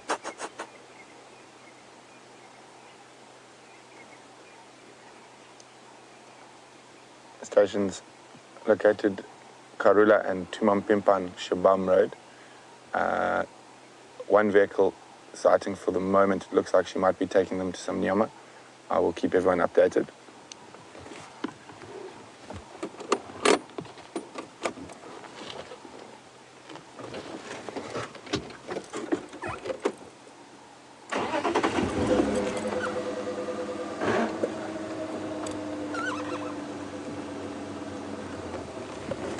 We're just going to still keep our distance. As I said, the cubs aren't probably the most relaxed yet. So we are going to stay a little bit away. Much. There we go. Bye-bye. Can you still see her?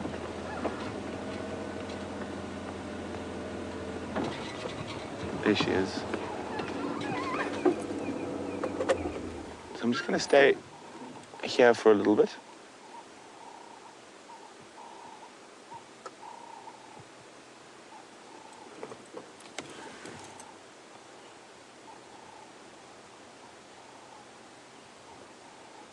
Cubs were playing on a termite mound in a tree up there. So we're not going to go directly to the cubs. We're going to stay with her. She might be leaving them here if she is going off hunting. But if she does leave them, we will, at this age, we're not going to view them without her. So we will always, till they're quite a bit older, we will only view the cubs when they're with their mother.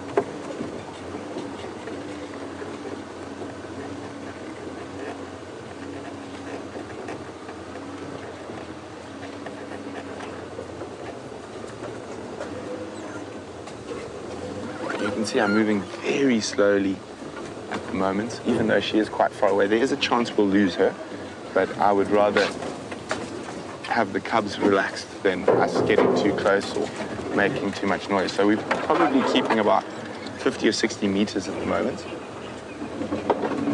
Can you still see her, Jean-Jacques? Now, I'm just going to go around this thicket. If we go into the thicket, it might make a bit too much noise, and we don't want to do that. So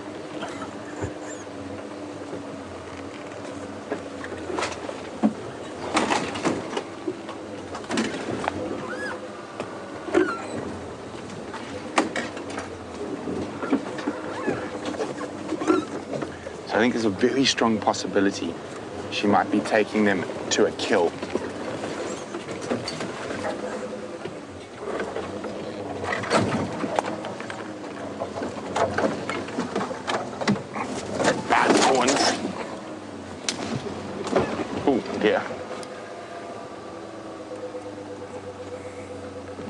Oh no, of course I'm caught. Well, there we go. Jean-Jacques found his voice because I'm in pain. Snake skin. And a snake skin.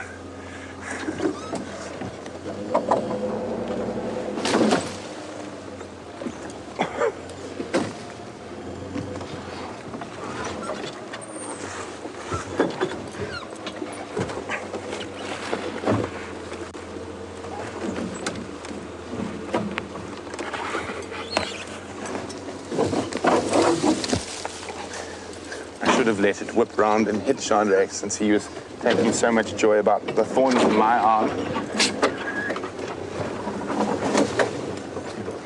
Okay, so we have lost visual of her, so I'm still going to keep a distance here. We've got her general direction. And I'm pretty sure, so that first set of tracks we found this morning was just her. I think she's killed something, and now she's gone back to fetch the cubs.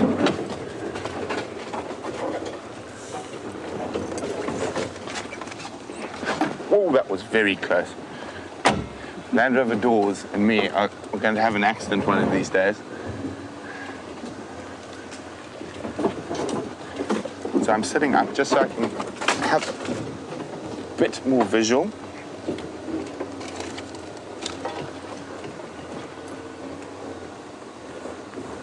So we're just chatting about this, and Suzanne's wondering, while we were tracking Karula, did we see cub tracks? So the tracks we found this morning, there were no cub tracks. which has lent me to believe that she's killed something and she's gone back to fetch the cubs.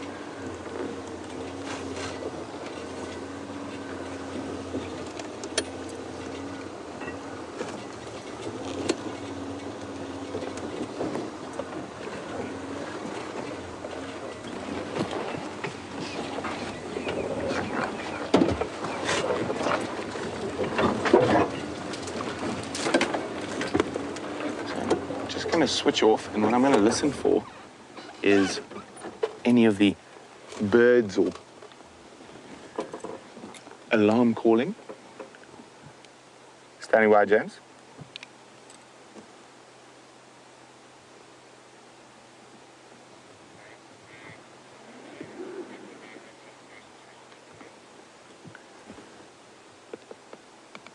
James, I think it's one for the moment, and I'm keeping it to one vehicle sighting. I think she is taking them to some nyama, but I've lost her. We've been keeping quite far back. I will update as soon as I find her again.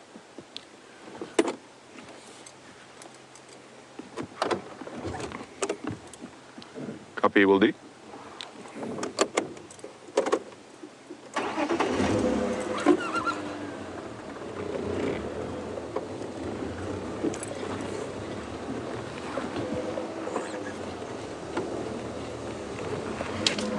So we're just going to loop around now, back towards, in case she's laid down and got that meat closer to where we were.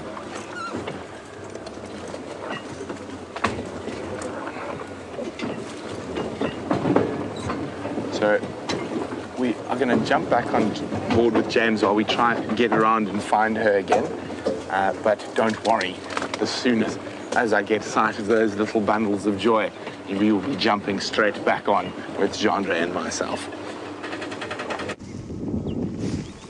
Well, well, well, isn't this wonderful? I don't necessarily mean that incredible artistic picture that Brian has formed there, but the arrival of the Queen and the princes and princesses, we don't know what they are yet, is extremely marvelous indeed. How incredible is this? And I'm deeply hopeful that she's going to keep them this side, mainly because that's kind of the core of her territory. So we may be in, let's hope, we may be in for another long while with them over the next few months. So let's hope.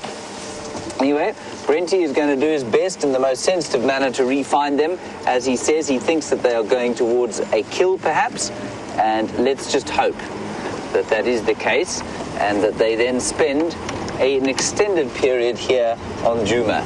I'm, of course, putting on a brave face right now because I'm massively, massively jealous of the fact that we are bumbling around here trying to find a kill that the Nkuhumas probably finished days ago somewhere in here, but that Brent is with those magnificent little leopards. I've seen them once before when they were very small. I was just driving along the road and she happened to have them out, and they were only about that big then. And now they're probably a lot bigger than that and walking around. This is just wonderful. Anyway, my plan from here is to spend a little bit of time around this area, see if we can't find what they killed, the Nkuhumas, I mean. And in the meantime, I will keep you posted. There are even more vultures up there. Yeah, we get the harbingers of death, and yet the new life of the cubs just to the south of where we are now. It's very poetic, isn't it, Brian? That was fantastic. Yeah, thank you. I wonder if that kill isn't inside Arathusa here. We're now on the Arathusa border, and it could well be inside there.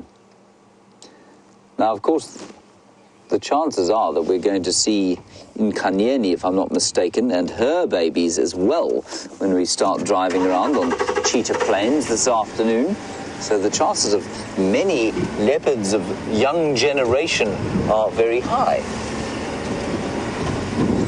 Very exciting times indeed. I think let's go down this way here.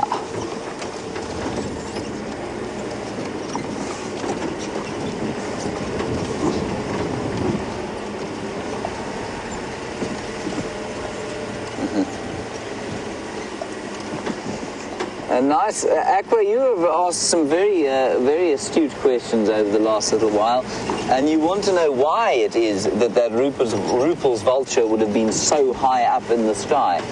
It was at 11,000, no, what was it at? Yeah, it was about, I've lost my mind now, about 11,000 feet, and at least 11,000 meters. Why was it up that high? Well, the answer, I think, is because that's often how they move. If they go between different areas, they will often go up that high because there are air currents there that help them to fly in certain directions that they want to go. It's energy efficient to be up there, and that's why he would have been up there, he or she. I don't know that, in fact, I'm fairly sure that he or she, the Ruppel's vulture, did not survive the trauma of that mid-air collision. Enormous vultures that we have here, taking off, taking to the skies. There's a little bit of heat now, but you can see as they take off, their flight is quite labored.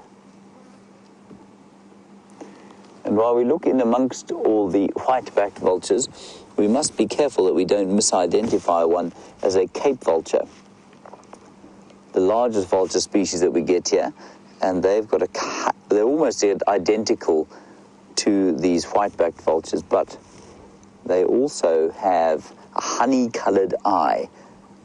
So if you see them standing next to one, next to a whiteback, that's the kind of obvious denominator.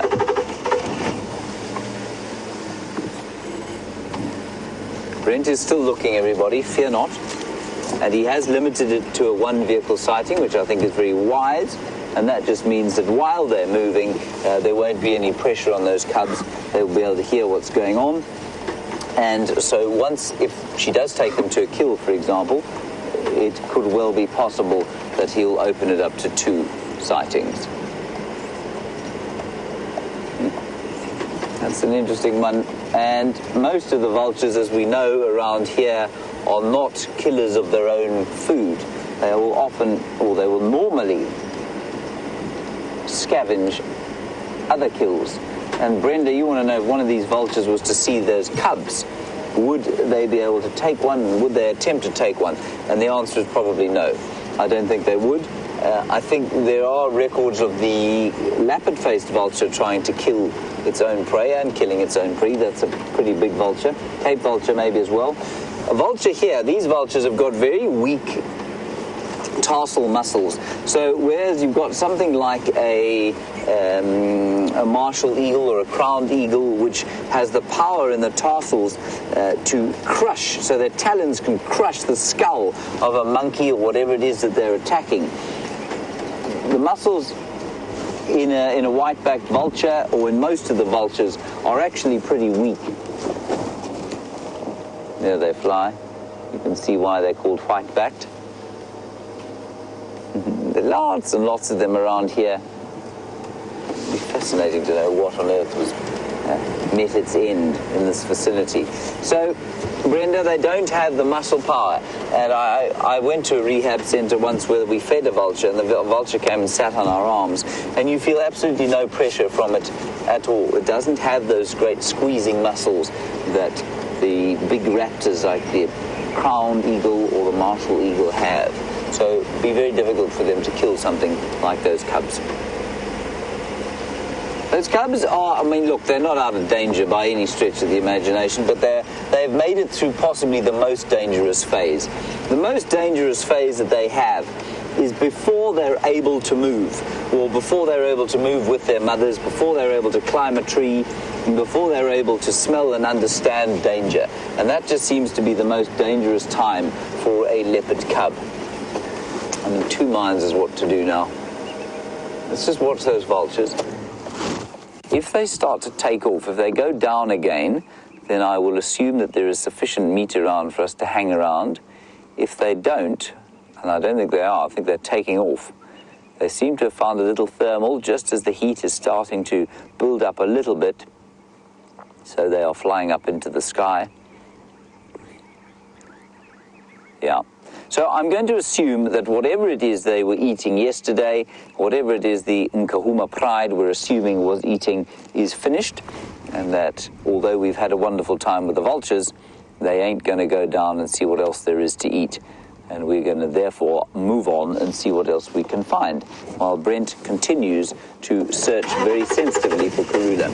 So, just to keep you posted, and I'm sure Brent told you this, but he has to stay well back from them. He doesn't want to make a big noise next to them, simply because he wants them to be able to hear.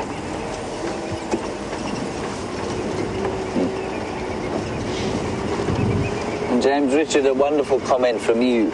You say, the cubs represent what is so great about Safari Live, because the finding of them sitting on the road there was just such an emotional flush for everybody around the world. You all felt such a tremendous sense of emotion, and I'm sure it was a joyful emotion largely. Well, if it wasn't, you should probably get your head checked. But an amazingly joyful emotion at seeing those young leopards in front of us. I don't know why it is that cat cubs are so profoundly special to us, but yeah, just the sight of them is a profoundly joyful thing. And I agree with you, James. Thank you for your comment. I think it's a good one, that is exactly what makes this so very special. We drive around, we see lots of very special things every day. And then you have an experience like that, where we've been waiting for it, we've been expecting it, we've been hoping that she would bring them across the boundary over the last sort of 3 weeks or so, and now she has. And the expectation has paid off, and I'm sure there are a huge number of smiles dotted around the world as we speak. There are the courting giraffe that Brent was looking at earlier. We might spend a little bit of time with them, given that Brent is onto other things. I hesitate to say better things, but one could hardly blame me for suggesting that those little cubs are better things. Well, this is our redhead. This is the redhead giraffe. I'd be surprised if she was an estrus. I thought that the youngster that we've been seeing for a while was hers, but maybe not.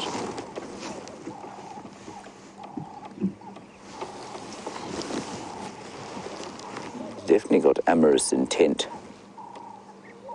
And normally, of course, it's a ridiculous thing to watch because she has no interest, but there she is backing into him. She's backing into him. Lifting her tail.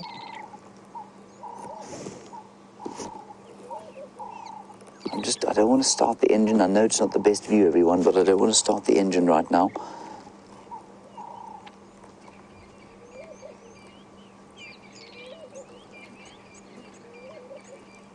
Just be quiet, everyone.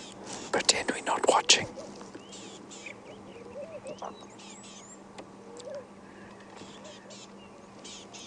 Pretend you're averting your eyes, everyone. Brian, don't look.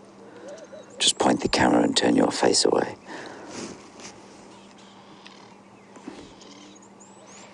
I promise we're not looking, Mr. Giraffe.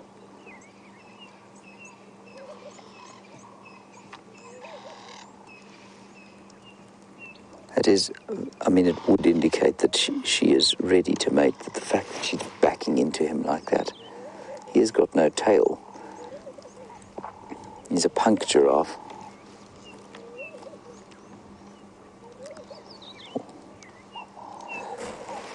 And he's got a limp as well.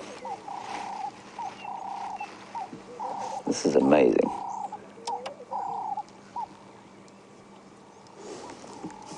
Wow. Okay, let's go back a bit.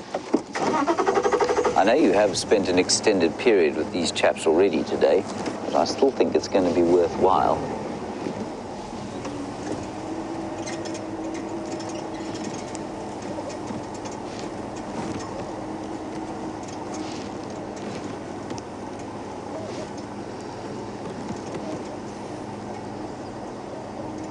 She stopped for a little bite to eat. Fair enough. You can see how it's absolutely nothing like the predators when they mate. They've gone behind some... she's being a bit of a voyeur. She's coming a little bit closer to us. The other thing you can see there, of course, the amazing difference in size. Now fear not, as soon as those leopards are found, I promise you we will go across to them. So let's just enjoy the giraffe. Be patient, everyone. Brenty will do his best to get in there in the most sensitive manner possible.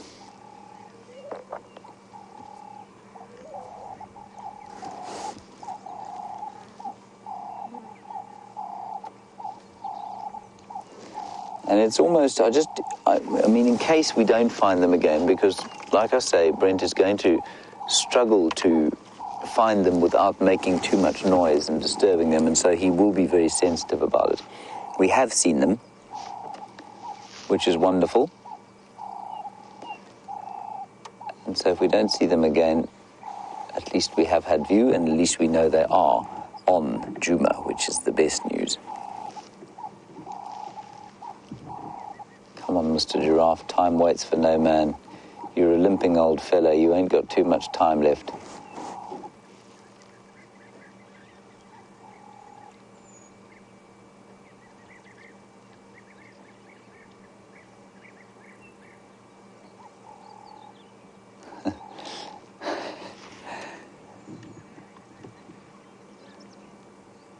And I know that the Twitter sphere, Jerry's just saying to me, is not talking much about these giraffes, which ordinarily they would be. It is consumed with talk and speculation and joy at the discovery of Karula's little cubs. Little royal children. I think we shall name these ones depending on their sexes.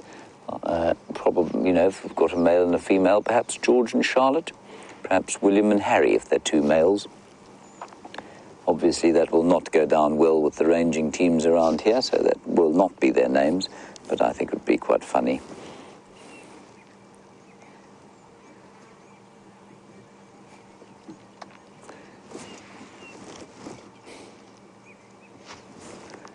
Jerry says, I can't take the royal names I've given the hyenas and give them to the leopards. I beg to differ. I think I can do that entirely. That is the most bizarre thing I've ever seen. The female is mounting the male. This is unbelievable. The female is attempting to seemingly show the male how it's done.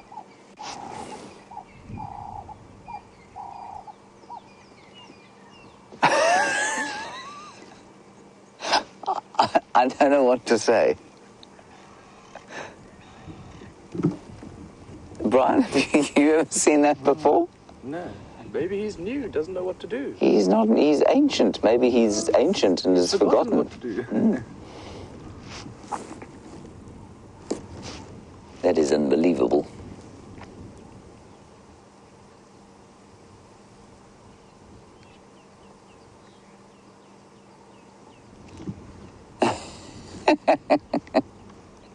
I don't know how to explain that. I've got no idea how to possibly try and explain why a female giraffe in estrus would try and mate a male, or mount a male. I can only assume it's because she's in estrus and she's therefore ready, I suppose, to mate.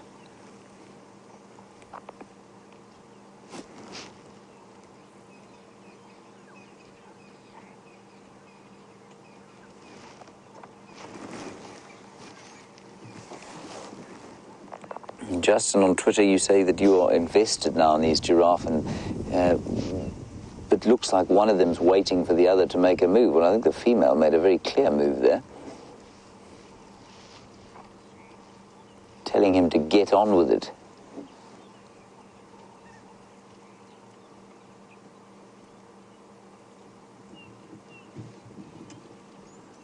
It's absolutely amazing.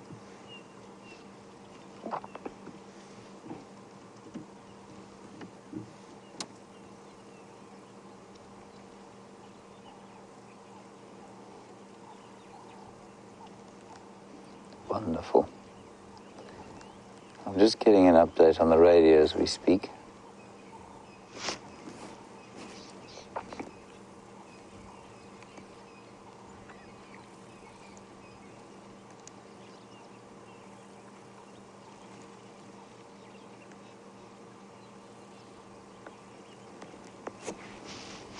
Sorry, that game drive radio is going ridiculous in my ear. Of course, as soon as anybody hears that Karula's around with cubs, there's going to be mass panic. There she goes again.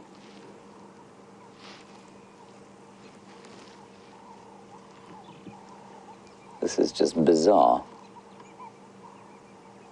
No word from Brent yet, everyone. I will keep you posted. We will all keep you posted. Jerry is monitoring his progress. And I think Jamie is in the area helping him.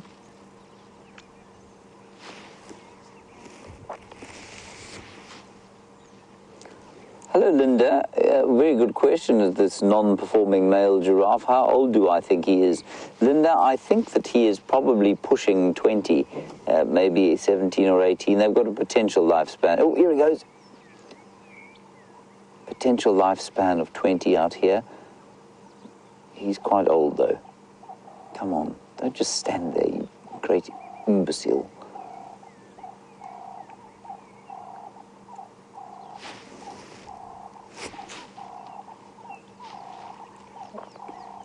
It is just bizarre. Come on. He keeps sort of bumping her with his chest and then standing there. One does wonder if there's any kind of communication going on there, or if she perhaps should move on to find a younger, more vigorous man.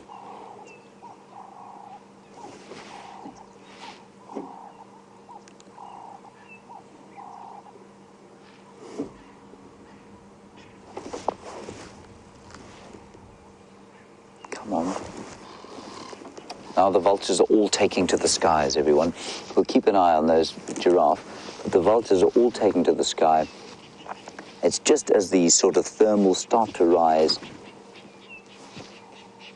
and it's an indicator that whatever they were eating is now well finished. Isn't that wonderful? Hundreds of them taking to the skies now, flying up on the thermals.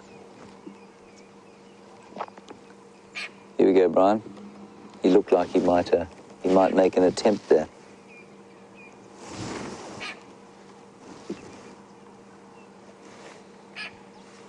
Now, I'm being quite sarcastic and flippant about this whole process, but it's not common to catch it on camera.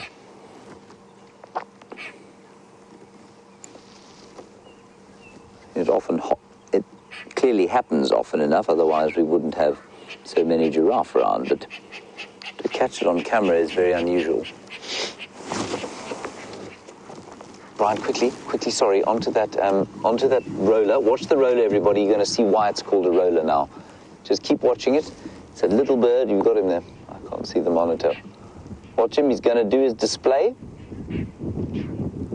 Here we go. At the apex. Going to try and get a little bit more height, not quite as high as the Ruppel's vulture. Turn around, you beastly bird. He should come back this direction. Here we go. Don't let me down. The giraffe are not mating.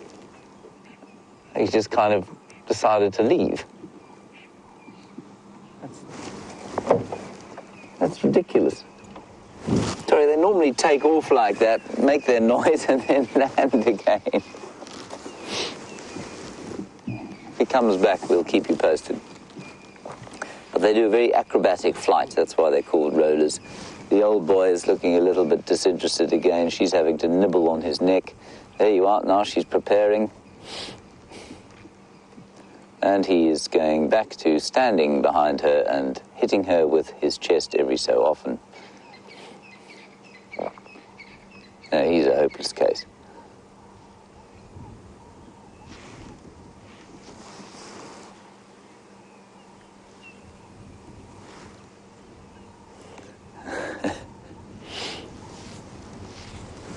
Jerry reckons she needs to learn to sway her hips a bit more like Thandi and Karula. It is interesting how differently it does happen between the different mammals. So this long, drawn-out, almost painful process of giraffe mating here versus the kind of violent and vigorous nature with which the cats tend to mate with each other. Impala and springbok and other antelope they don't mess around with it. Well, I mean, there's a long lead up into it. This rutting period for impala takes forever, but the actual act of mating takes less than 5 seconds.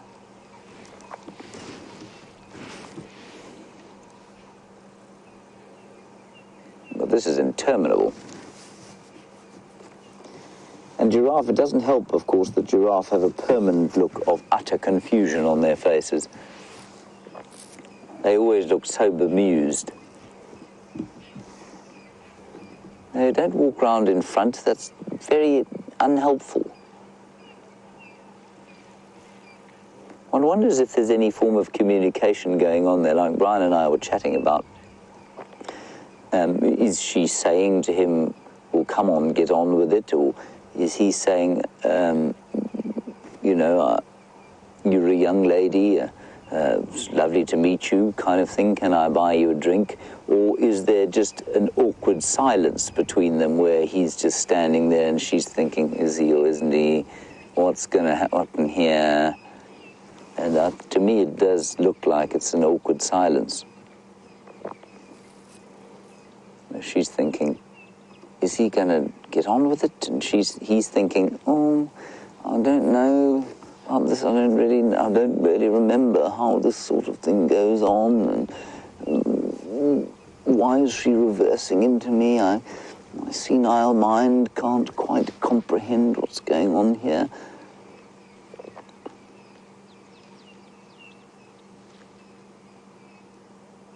And Virginia, well, while I think twins are extremely unlikely for this current attempt at making more giraffe, it is possible, Virginia, you wanted to know if giraffe do make twins every so often. Well, it's possible, but it's very unlikely. And it's unlikely that they'd both live to term, I think.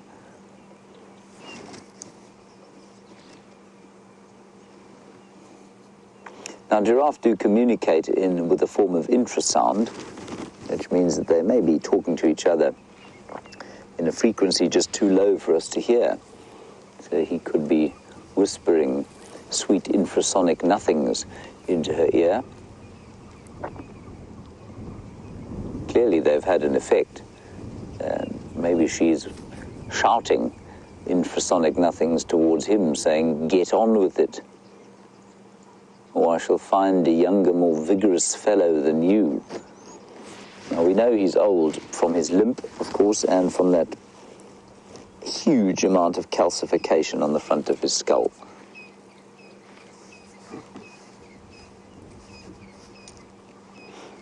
Come on, old boy. She ain't going to be more inviting than she is right now.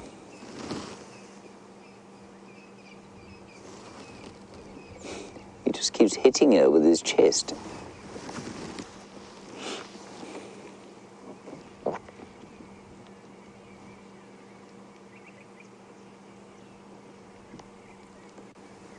Yeah, and as Jerry says, this is the most awkward interaction.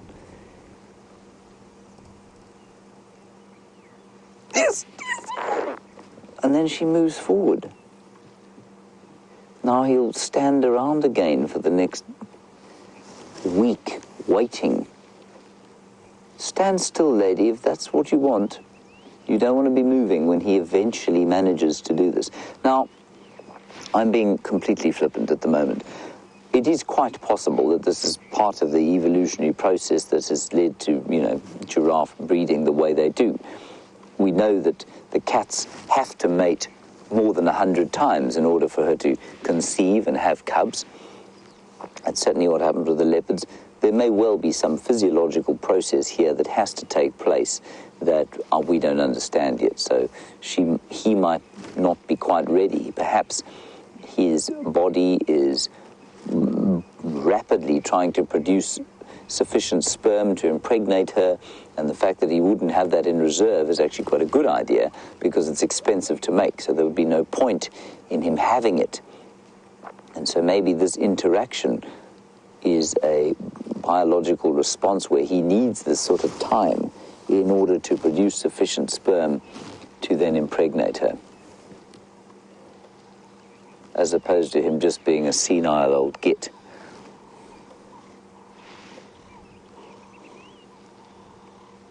So that could well be the case. Brent is still on the hunt, everybody.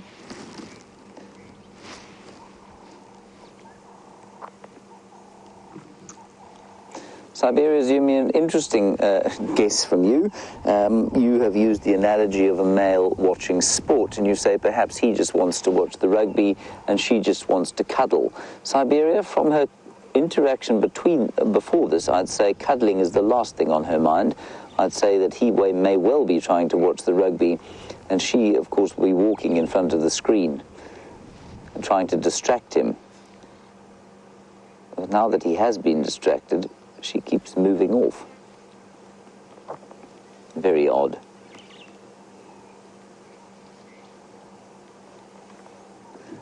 Now, what you'll find, I think, is that with many animals where there is this continual mating, or hidden estrus, so the primates, or most of the primates, and then with what else would be a good example? Well, let's use the primates as an example. Even the cats, they're ready to mate at any time. They're non-seasonal breeders. In the case of the primates, estrus is hidden from the males, and so, well, in a lot of the primates, the chimpanzees and the human beings, for example, estrus is hidden from the males, and if it isn't, like in baboons, where it isn't hidden, the females can come into estrus at any time. The males must be ready to mate at any stage if they want to leave a genetic legacy. Whereas in the antelope, which are very seasonal breeders, the physiological strains of maintaining testicles that are able to mate immediately on demand is removed. They don't have to do that because they can only mate during that very brief mating season. And so that's why we see the impala with their sort of secondary sexual characteristics coming to the fore at this time of year. Those enormous testicles that start to drop down, and the fact that they get those big thick necks, which is the equivalent basically of a human being having a, going through puberty again, like a second puberty almost. And with this giraffe, I just wonder if it isn't the same sort of thing. Although they're not necessarily particularly seasonal breeders, the fact that they're not in estrus all the time might indicate that they have evolved an ability to kind of save energy by going through a long, prolonged, deeply painful, deeply awkward courtship process. He's just had a nibble on a buffalo thorn.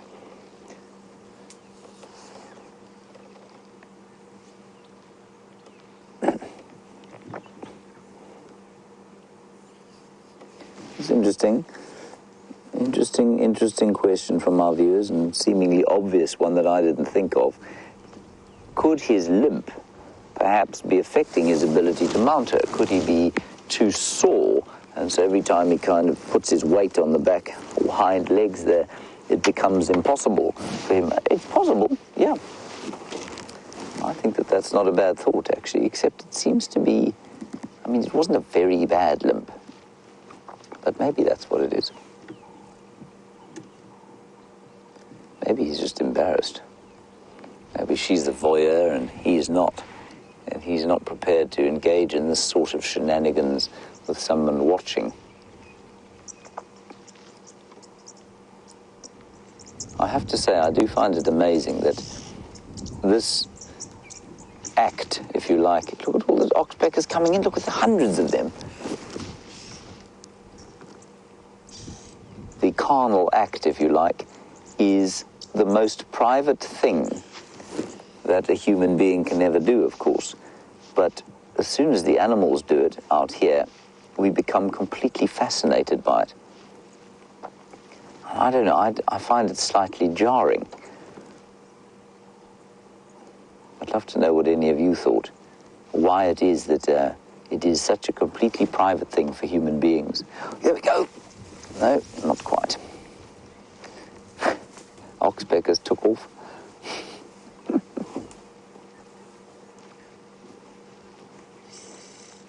All right, we're going to wait for this very painful process to unfold. Brent has not found the cubs, so I don't want to raise your hopes, but he has found their little tracks, so which we will be following a lot over the next few months. So let's go across to him and get an update from the horse's mouth, as it were.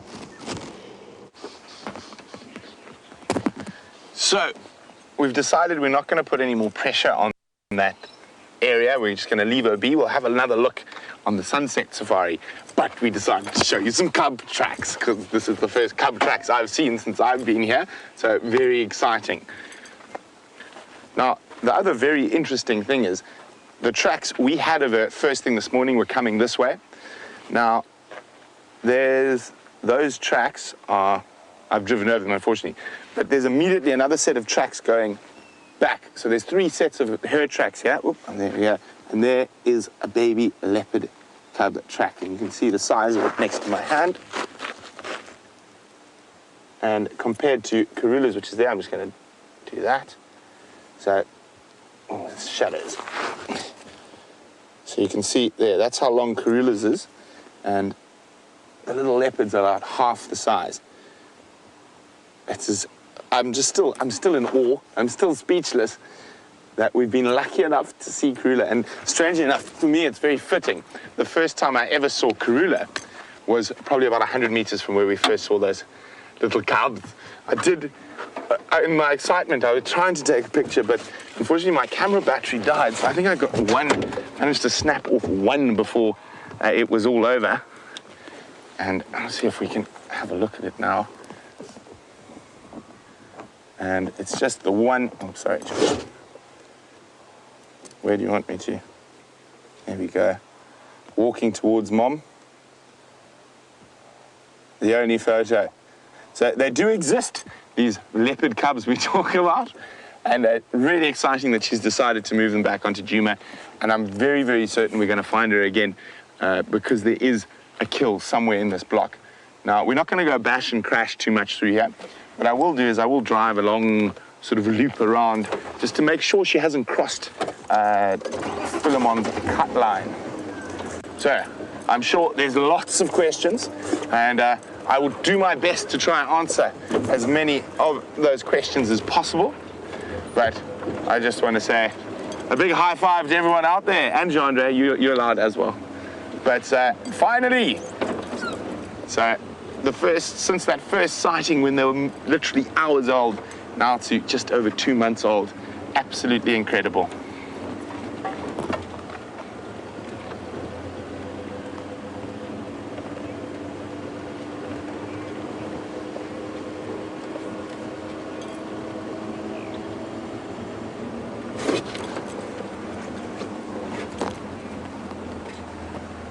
So, Natasha and Siberia would like to know where we are and is the hyena den close?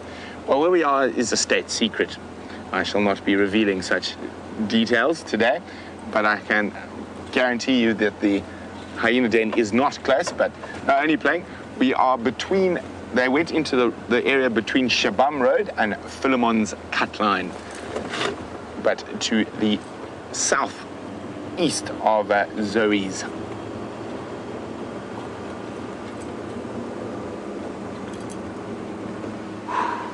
Calm down a little bit now. At the moment, just bathe in the glory of Karula's babies.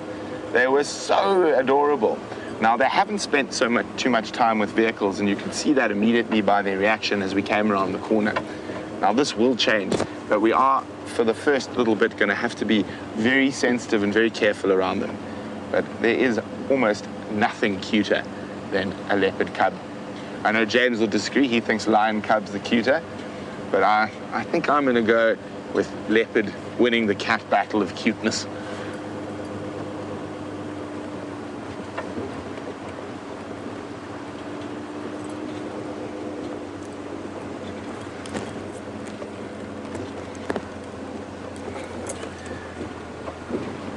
So, since I was the first of the guides to see those little guys, Andy and Julia are wondering if I get to name them. So not necessarily what we will do at the next head rangers meeting. There's all the different properties that see her regularly, different lodges.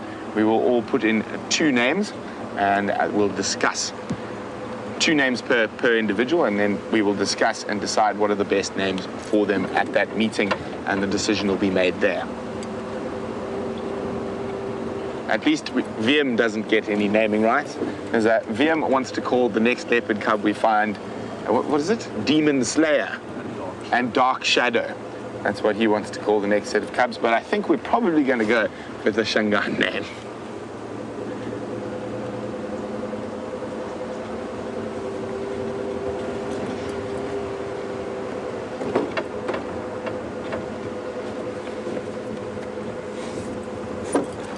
So they're just over 2 months old, and Natasha's wondering, are they old enough to eat meat? Yes, they are. They can even sometimes eat meat when they're a little bit younger. Now, they're almost fully weaned, not completely, but almost fully weaned at the young age of 3 months. So they will definitely be eating meat already. So her general direction was sort of west. And we're just going to make sure she hasn't crossed over Philemon's cut line, and maybe check around to Zoe's if she hasn't gone to that area. I don't think she would take the cubs too much further west than this, because that sort of very much falls within Shadow's part of the world. So she'll try to keep them a little bit further away from Shadow's territory, as will Shadow try to keep her cubs away from Karula's.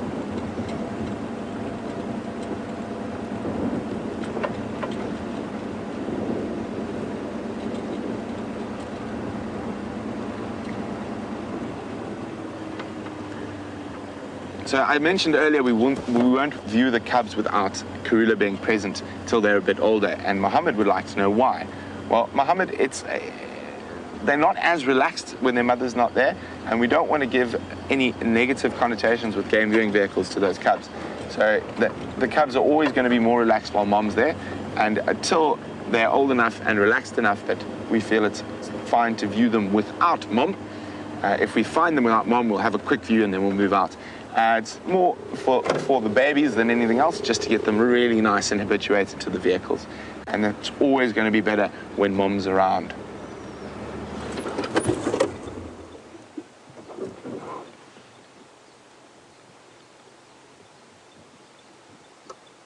Sorry, I thought I heard a testicular alarm call.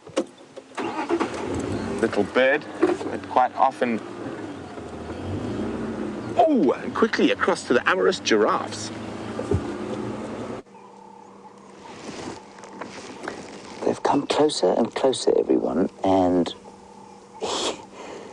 nothing has transpired. Every time he looks like he might get it on, as it were, she kind of, she's reversing into him, then she walks forward again. And I don't know if there are any young viewers watching, but if there are, they're involved basically in making some more giraffe. Further than that, you're going to have to ask your parents as to what's going on here. But he seems to be fairly ready. Every so often, he gets a fairly mighty protrusion coming out from underneath his undercarriage there, and then she kind of takes fright and walks off. But let's just keep watching and see what happens here.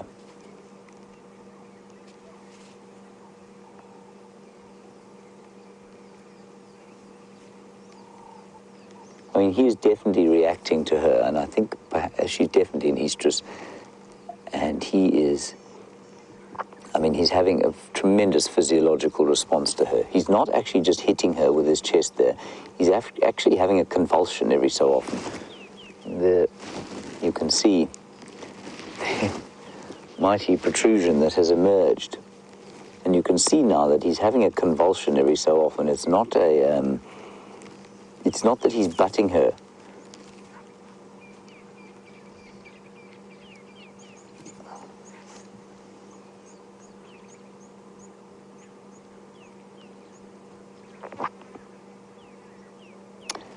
And the awkward silence, as Jerry says, resumes.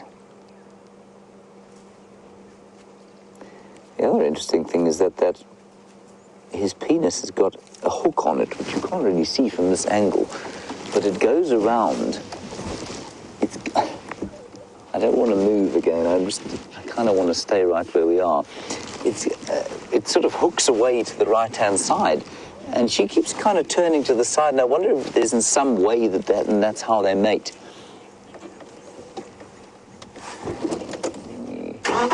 Move a little bit here.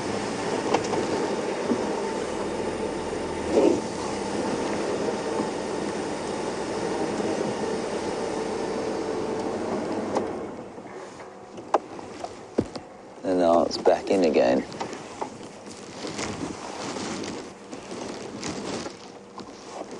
I think this is worth sitting around for, everyone. I'm fascinated to see how it happens, if it happens at all.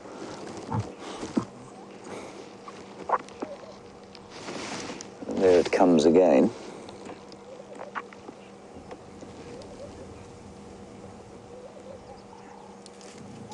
Now he's definitely having convulsions. That's what kind of frightens her off every so often. I'm pretty sure that this is, as I guessed. There we go. Whether there was any success there, I don't know. What do you think, Brian? No. This is unbelievable.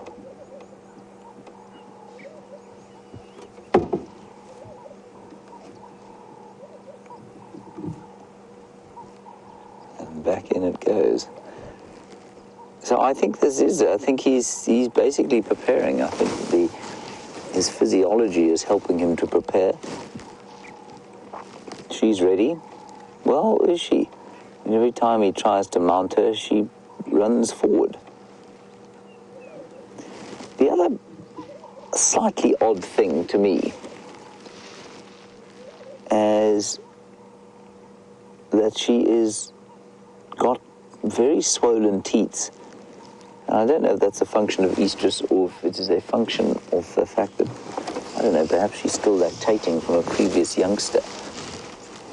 And I know one of you asked whether she was perhaps not in estrus at the moment, and that's why she keeps moving away. No, I don't think that's the case. I don't think he'd be reacting like this, A, and B, giraffe just move off if they don't want to mate. I've seen a female running, literally, herring off into the sunset in the wake of a male trying to follow her.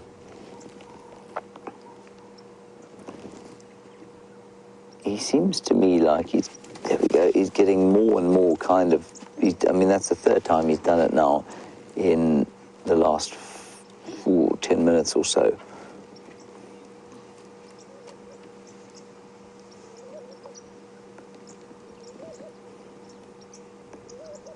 She's definitely, I mean, she's rubbing her backside against his chest. She might just be not quite ready for it yet.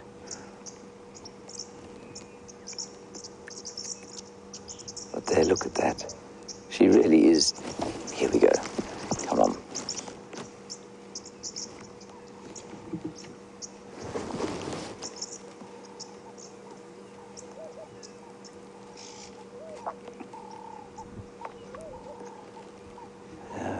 Has these, every time she kind of backs into him, he has these convulsions, which then makes her move forward, and it's all rather awkward.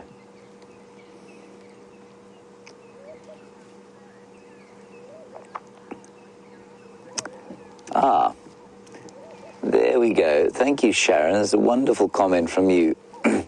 Sharon, you say you watched giraffes for 3 hours once, and they didn't manage to consummate.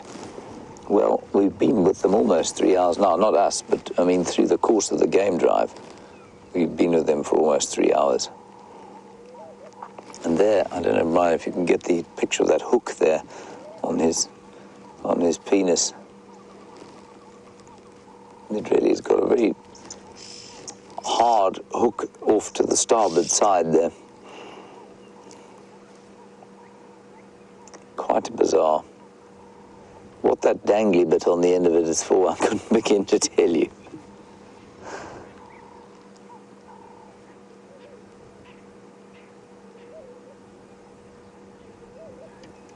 Gosh, I mean, it's got a life of its own. That was close. That was a near thing. He made contact there. She is busy ruminating now. If you look at her face, her cheeks are full of leaves and she's chewing. So she's obviously finding this quite hungry business.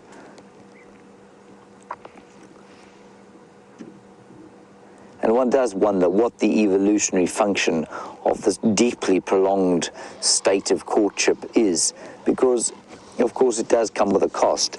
The less time they spend feeding, the less time, or the more time they spend doing this sort of thing, the less time they have to look out for predators and see what's going on.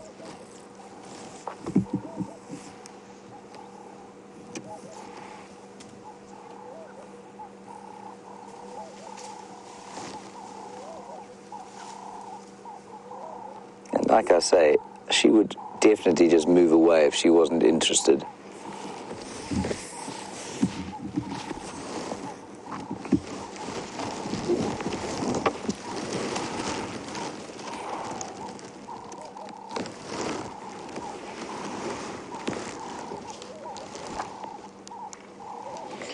Hello, Brenda in Canada. You were mentioning something called Flehmen, which takes place prior to the stage of what's going on here. And I think you've got it slightly mixed up, but you say that a male impala will test a female's urine, and that tests whether she's a good mate or not. It doesn't do that. What it does, Brenda, is it allows him to tell whether she's an estrus. So he will, like most mammals, sniff her urine, and her urine will contain the hormones that will be a signal to him as to whether she's an estrus or not. And he does this Flehmen display is when they open up their lips, and what that does is open up a tract to the, there we go, it opens up a tract to the vemeronasal or Jacobson's organ, and that will then interpret the signals from the hormones in the urine and tell the male whether she is an estrus or not. Now, that will then trigger, it's not so much whether he wants to tell whether she's in estrus or not, because a male will mate with anything that basically will allow him to, but what he's doing is testing, he's not so much testing as his physiology will then kick in. So his desire, no cigar there. His desire will be piqued by the suite of hormones interpreted by his Jacobson's organ. And so the process by which this, eventually what we're watching here, happens is started off by the pheromones and hormones in her urine that get into his body through the Flehmen display. Thank you for that, Brenda.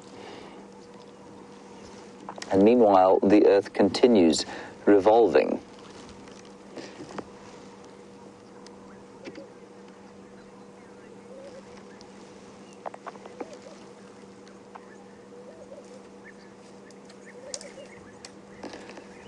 And then kind of along the same lines, we're just getting a few comments in about, this kind of prolonged process of seeming rejection is a way of her deciding whether she really wants to mate with this chap and find if there isn't perhaps another male around who's a better option.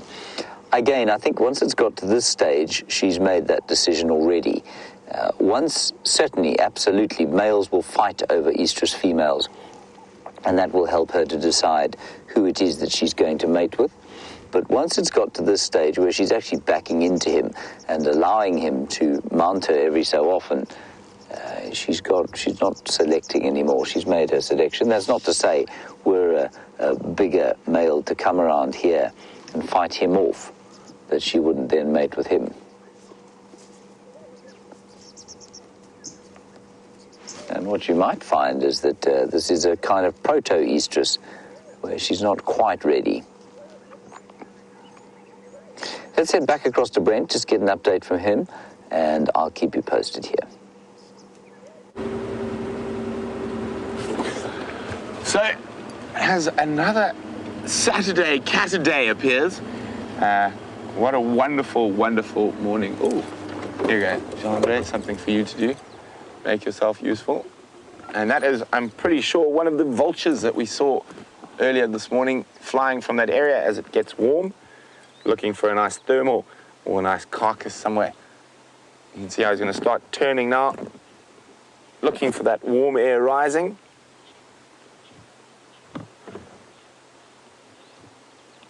Oh, and unfortunately he's gone over our head, but there we go, white-backed vulture.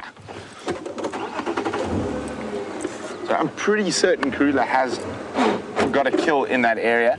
I just don't want to create too much traffic around there for now.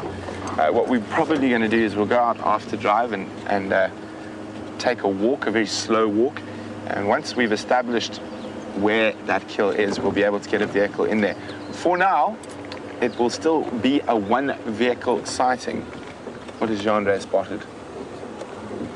Oh, more vultures coming back there. Oh. They're very far away, those vultures. See, there's those vultures. They're still looking for a thermal. Oh. It's amazing how they just disappear. When they catch that warm air, they go shoot up. There we go. Now, incredible birds being recorded at the same height as commercial airliners.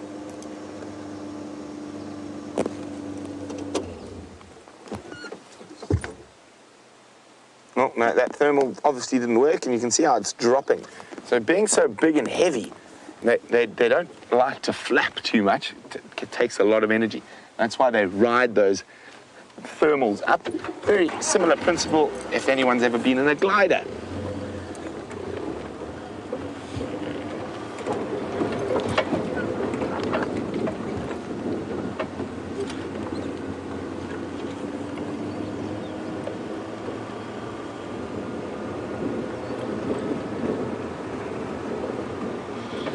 Now, I'm sure a lot of you are wondering, is it a boy, is it a girl, is it both?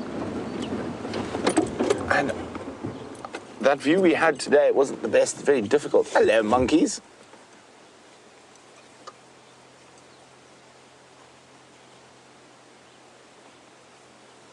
Let's see if we can get a bit closer to those vervets.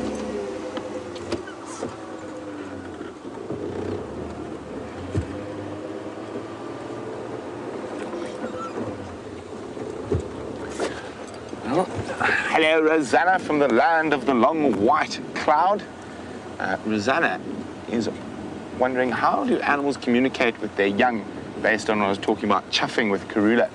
Well, it depends. There's lots of, I think, visual communication between a lot of the animals is the most important.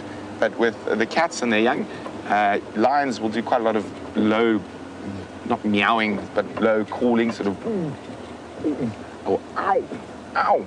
Now, leopards can do that when they're a bit further away. They're ow, ow. But it seems it's a bit deeper than a lion's. But when they're very close, they chuff. Oh, I just saw that monkey run. Where did he run? What tree did he run up? You got him. There we go. So, and that leopard chuffing is a very cool sound. Oh, baby monkeys, lots of monkeys. Oh, look at them go. Full of the joy of the morning. Our set of eyes and ears, our alarm system in the bush, the vervet monkeys.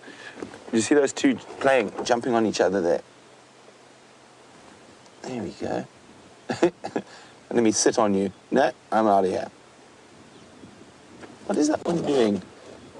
It looks like he's hugging the branch. So it is a bit early still, so quite a few of the monkeys, they're still waking up, and they like to bask. As we get closer and closer to the really cold months, in the early morning, you will often find monkeys sitting on the edge of a tree in the sun trying to warm up. Sorry, guys, I just need to be on the radio.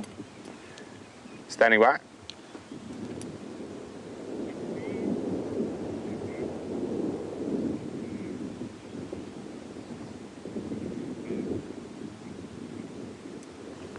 Western side.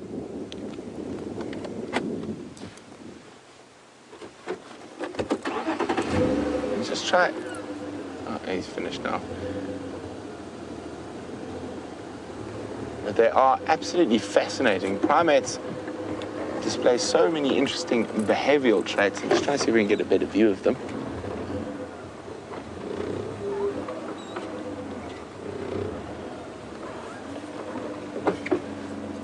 So it's just a quick update from James. Those giraffe have lost interest in each other and have moved away from each other. Oh, big jump.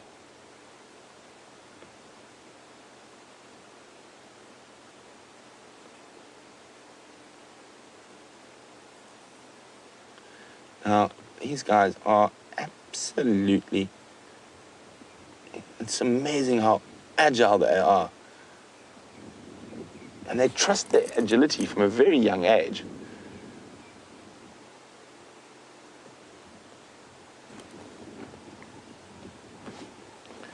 Now, if we come up, John, the marula to the right at the back, there's some more in there.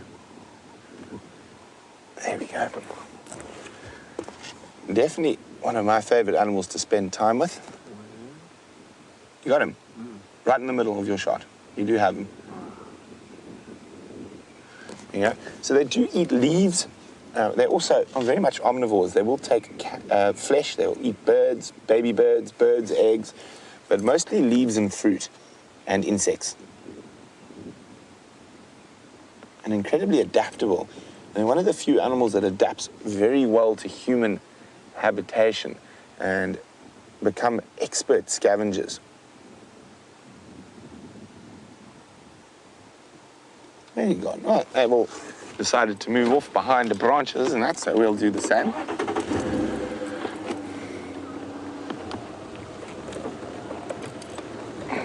And it's not often that I'm rendered speechless, but I'm still battling to speak after seeing those little leopards.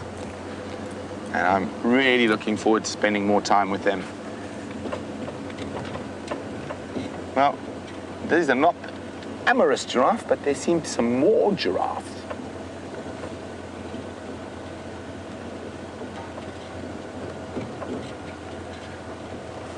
Anna-Marie is saying now that Karula's brought them out, does this mean they can climb trees? Yes, at about 2 months they are quite adept at being able to scuttle up a tree if there's any form of danger around. And that's one of the reasons we wait till the leopard cubs are 2 months old before we start spending long periods of time with them. Oh, look at that very small baby giraffe. It's just babies everywhere today. Oh, that's tiny.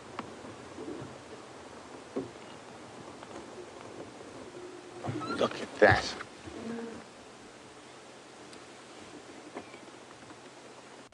Tiny, tiny little baby. Probably a couple of weeks old at the most. Maybe, let's see, sometimes there might still be a bit of the umbilical cord attached. Yes, it is. So it's probably a week or under a week old. Baby giraffe are born at about 2 meters tall, just under 2 meters tall, so about my height. Even though that one is tiny, it's probably very close to my height. And they're born weighing about 100 kilograms, which is over 200 pounds. A very big baby. And they come into life with a bit of a shock because they fall from mom, which is about 2 meters, and it sort of kick-starts them. It's a very... I've seen giraffe giving birth before, and it looks very uncomfortable for the baby. It sort of hits the ground with this heavy thud.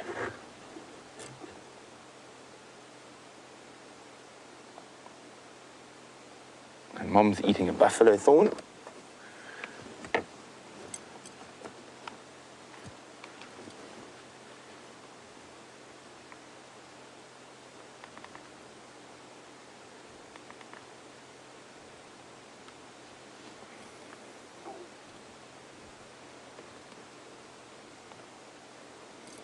So, as I was saying, I said 2 meters. I was a bit incorrect. The 2 meters is what she falls from. They're born at about 1.8 meters, so just a little bit shorter than me.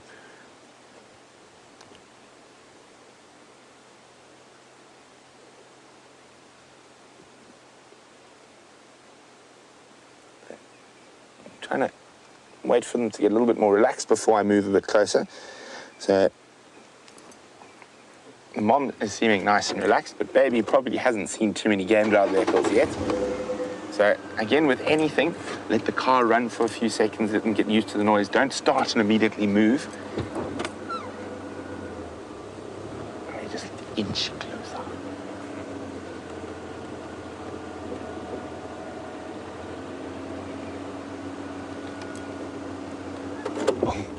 They do have a very funny and bemused look upon their face at this age.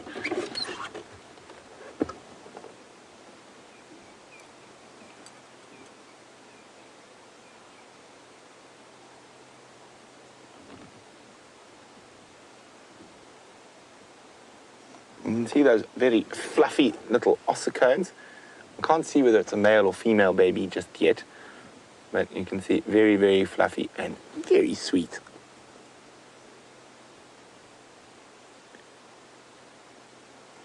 So even though at the moment he's probably heavily reliant on mother's milk, he would have already started feeding on leaves and trees, and they can be weaned as young as a month old from mom.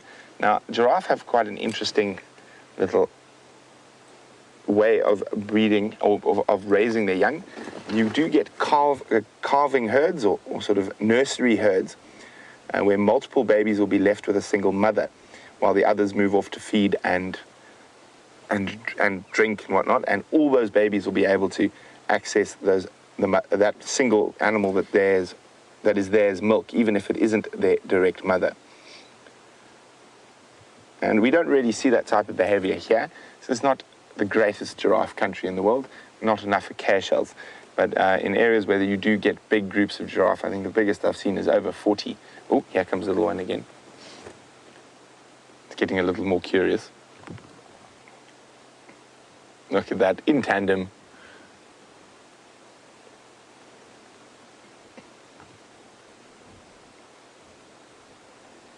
Mom's spotted something, but don't worry, Mom, I also spotted it. It's just a wildebeest.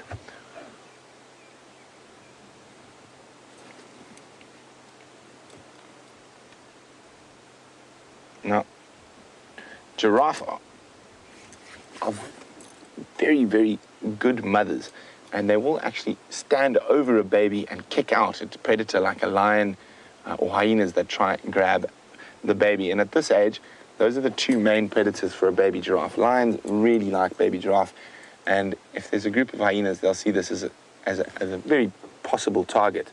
Now, the only leopard I've ever heard catching and killing a baby giraffe in this part of the world, it does happen elsewhere, was the Anderson male who actually caught a baby giraffe and hoisted him into a tree to the south. Now, that is absolutely incredible. That is not something you hear of every day.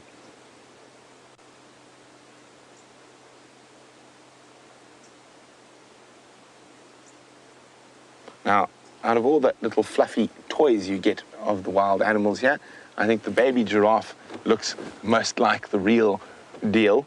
So those little fluffy giraffe look very similar to this little fluffy creature. Yes, I'm talking about you.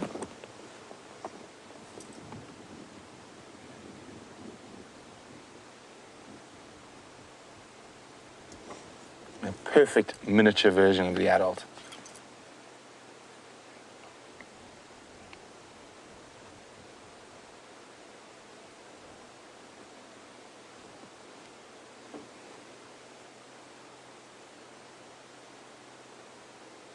Still not 100% relaxed, so that's why we're keeping our distance a little bit and staying quite nice and still. So let's leave Mom and Baba and move along.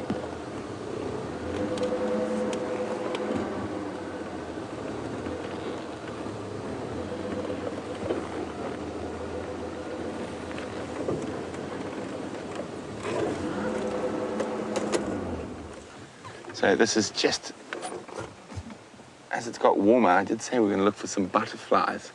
And there's some African monarchs flopping around here, and they are just incredibly beautiful. And you got them there, John, right there we go. Look at that. Such stunning colors, right? Representing danger to a bird who wants to eat. And you can see those little spots on the inside of the wing, and that's what tells us it's a monarch, not a diadem, which mimics the monarch, but the coloration there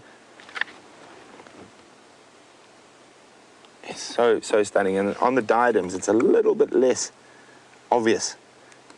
It's just not, they're just not quite as bright.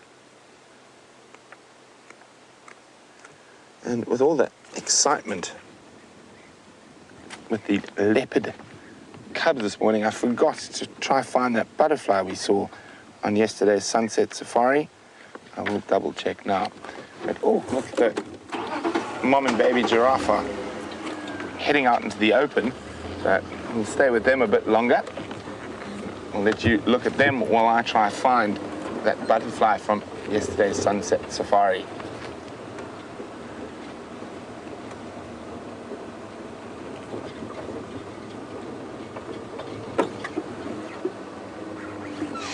So cute when they gallop.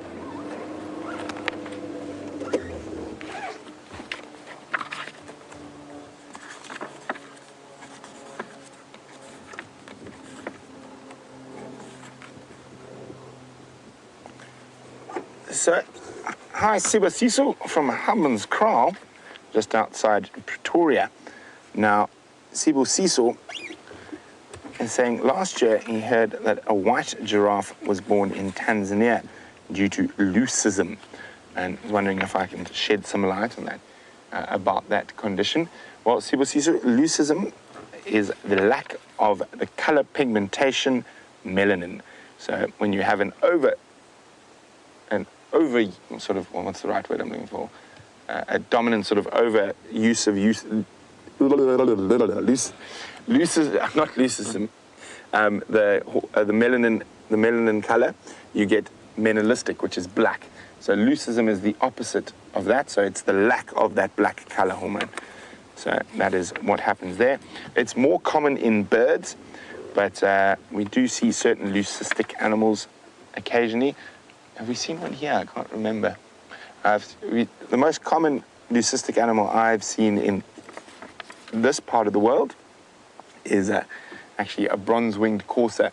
I've seen quite a few different leucistic bronze-winged coursers, which is a little bird.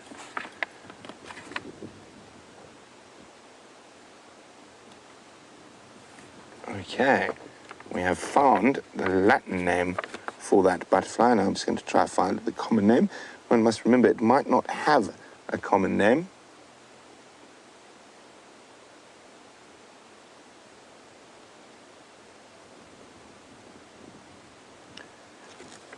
$173. I knew it. I just couldn't remember its name. And I thought it might be a Shiraxis, but I was wrong. It is called a painted lady. What a beautiful name for a butterfly.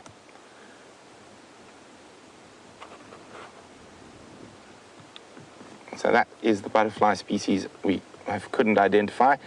It was a bit rusty, but there we go. And its Latin name is even a lady's name, Vanessa. Vanessa Cardui, probably something to do with whoever discovered it. But there we go, that's it, a painted lady. How wonderful. Mom having a little rest in the shade.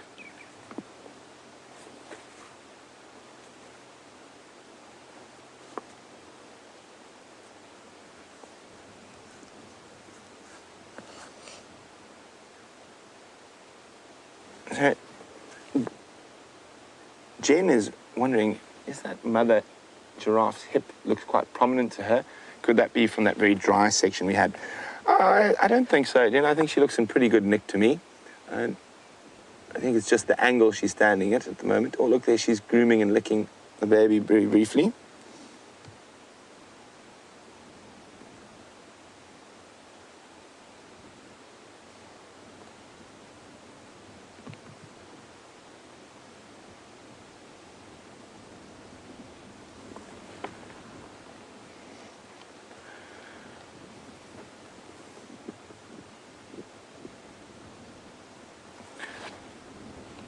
Oh, hello, little one.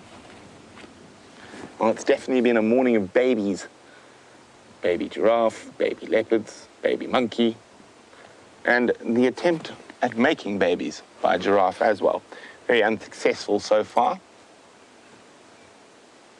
So if those two you've been watching with James get it right, this is what comes afterwards.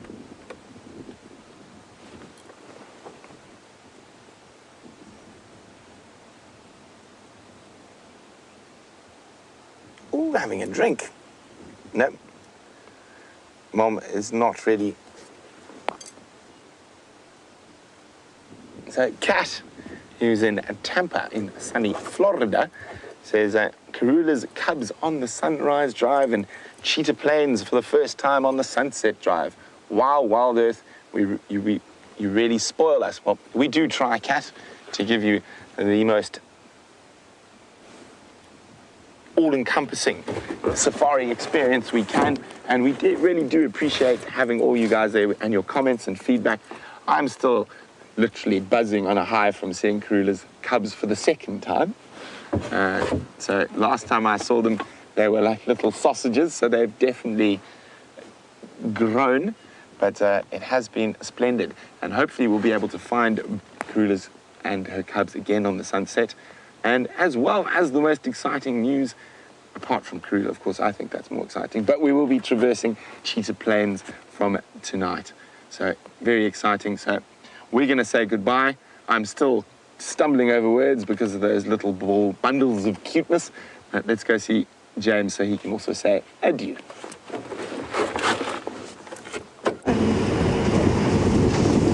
Hello. We just came and did a little flyby where Brent left Karula and cubs. Well, they were right in the block, so we didn't go into the block. We just kind of drove around it to see if she wasn't perhaps lurking in the top of the tree with a hapless duiker and two of her babies, but we didn't find anything. So we'll discuss it when we get back to camp as to how we're going to proceed. One of us, Jamie or I, will be on Cheetah Plains today, and one of us will no doubt be here trying to see if we can find Karula and her cubs. We are going to decide this on a flip of a coin. Both very exciting. We're extremely excited to be going to Cheetah Plains this afternoon, and very excited, of course, as well, to be hopefully seeing those little balls of fluff. I think is what did he call them? Bundles of joy. I'm not sure I would have referred to them as that, but that's Brent's term for the little leopards. I hope they are joyful bundles. Anyway. And we do hope, of course, during the course of the day, that dear old Mr. Giraffe manages to consummate his desires, and, well, seemingly hers too. We hope that she too succeeds with what has been an extended period of courtship and effort on both of their parts. Wonderful morning that it has been. We've had some incredible vulture stuff as well. The recalcitrant roller that flew off and wouldn't do its display like it should have.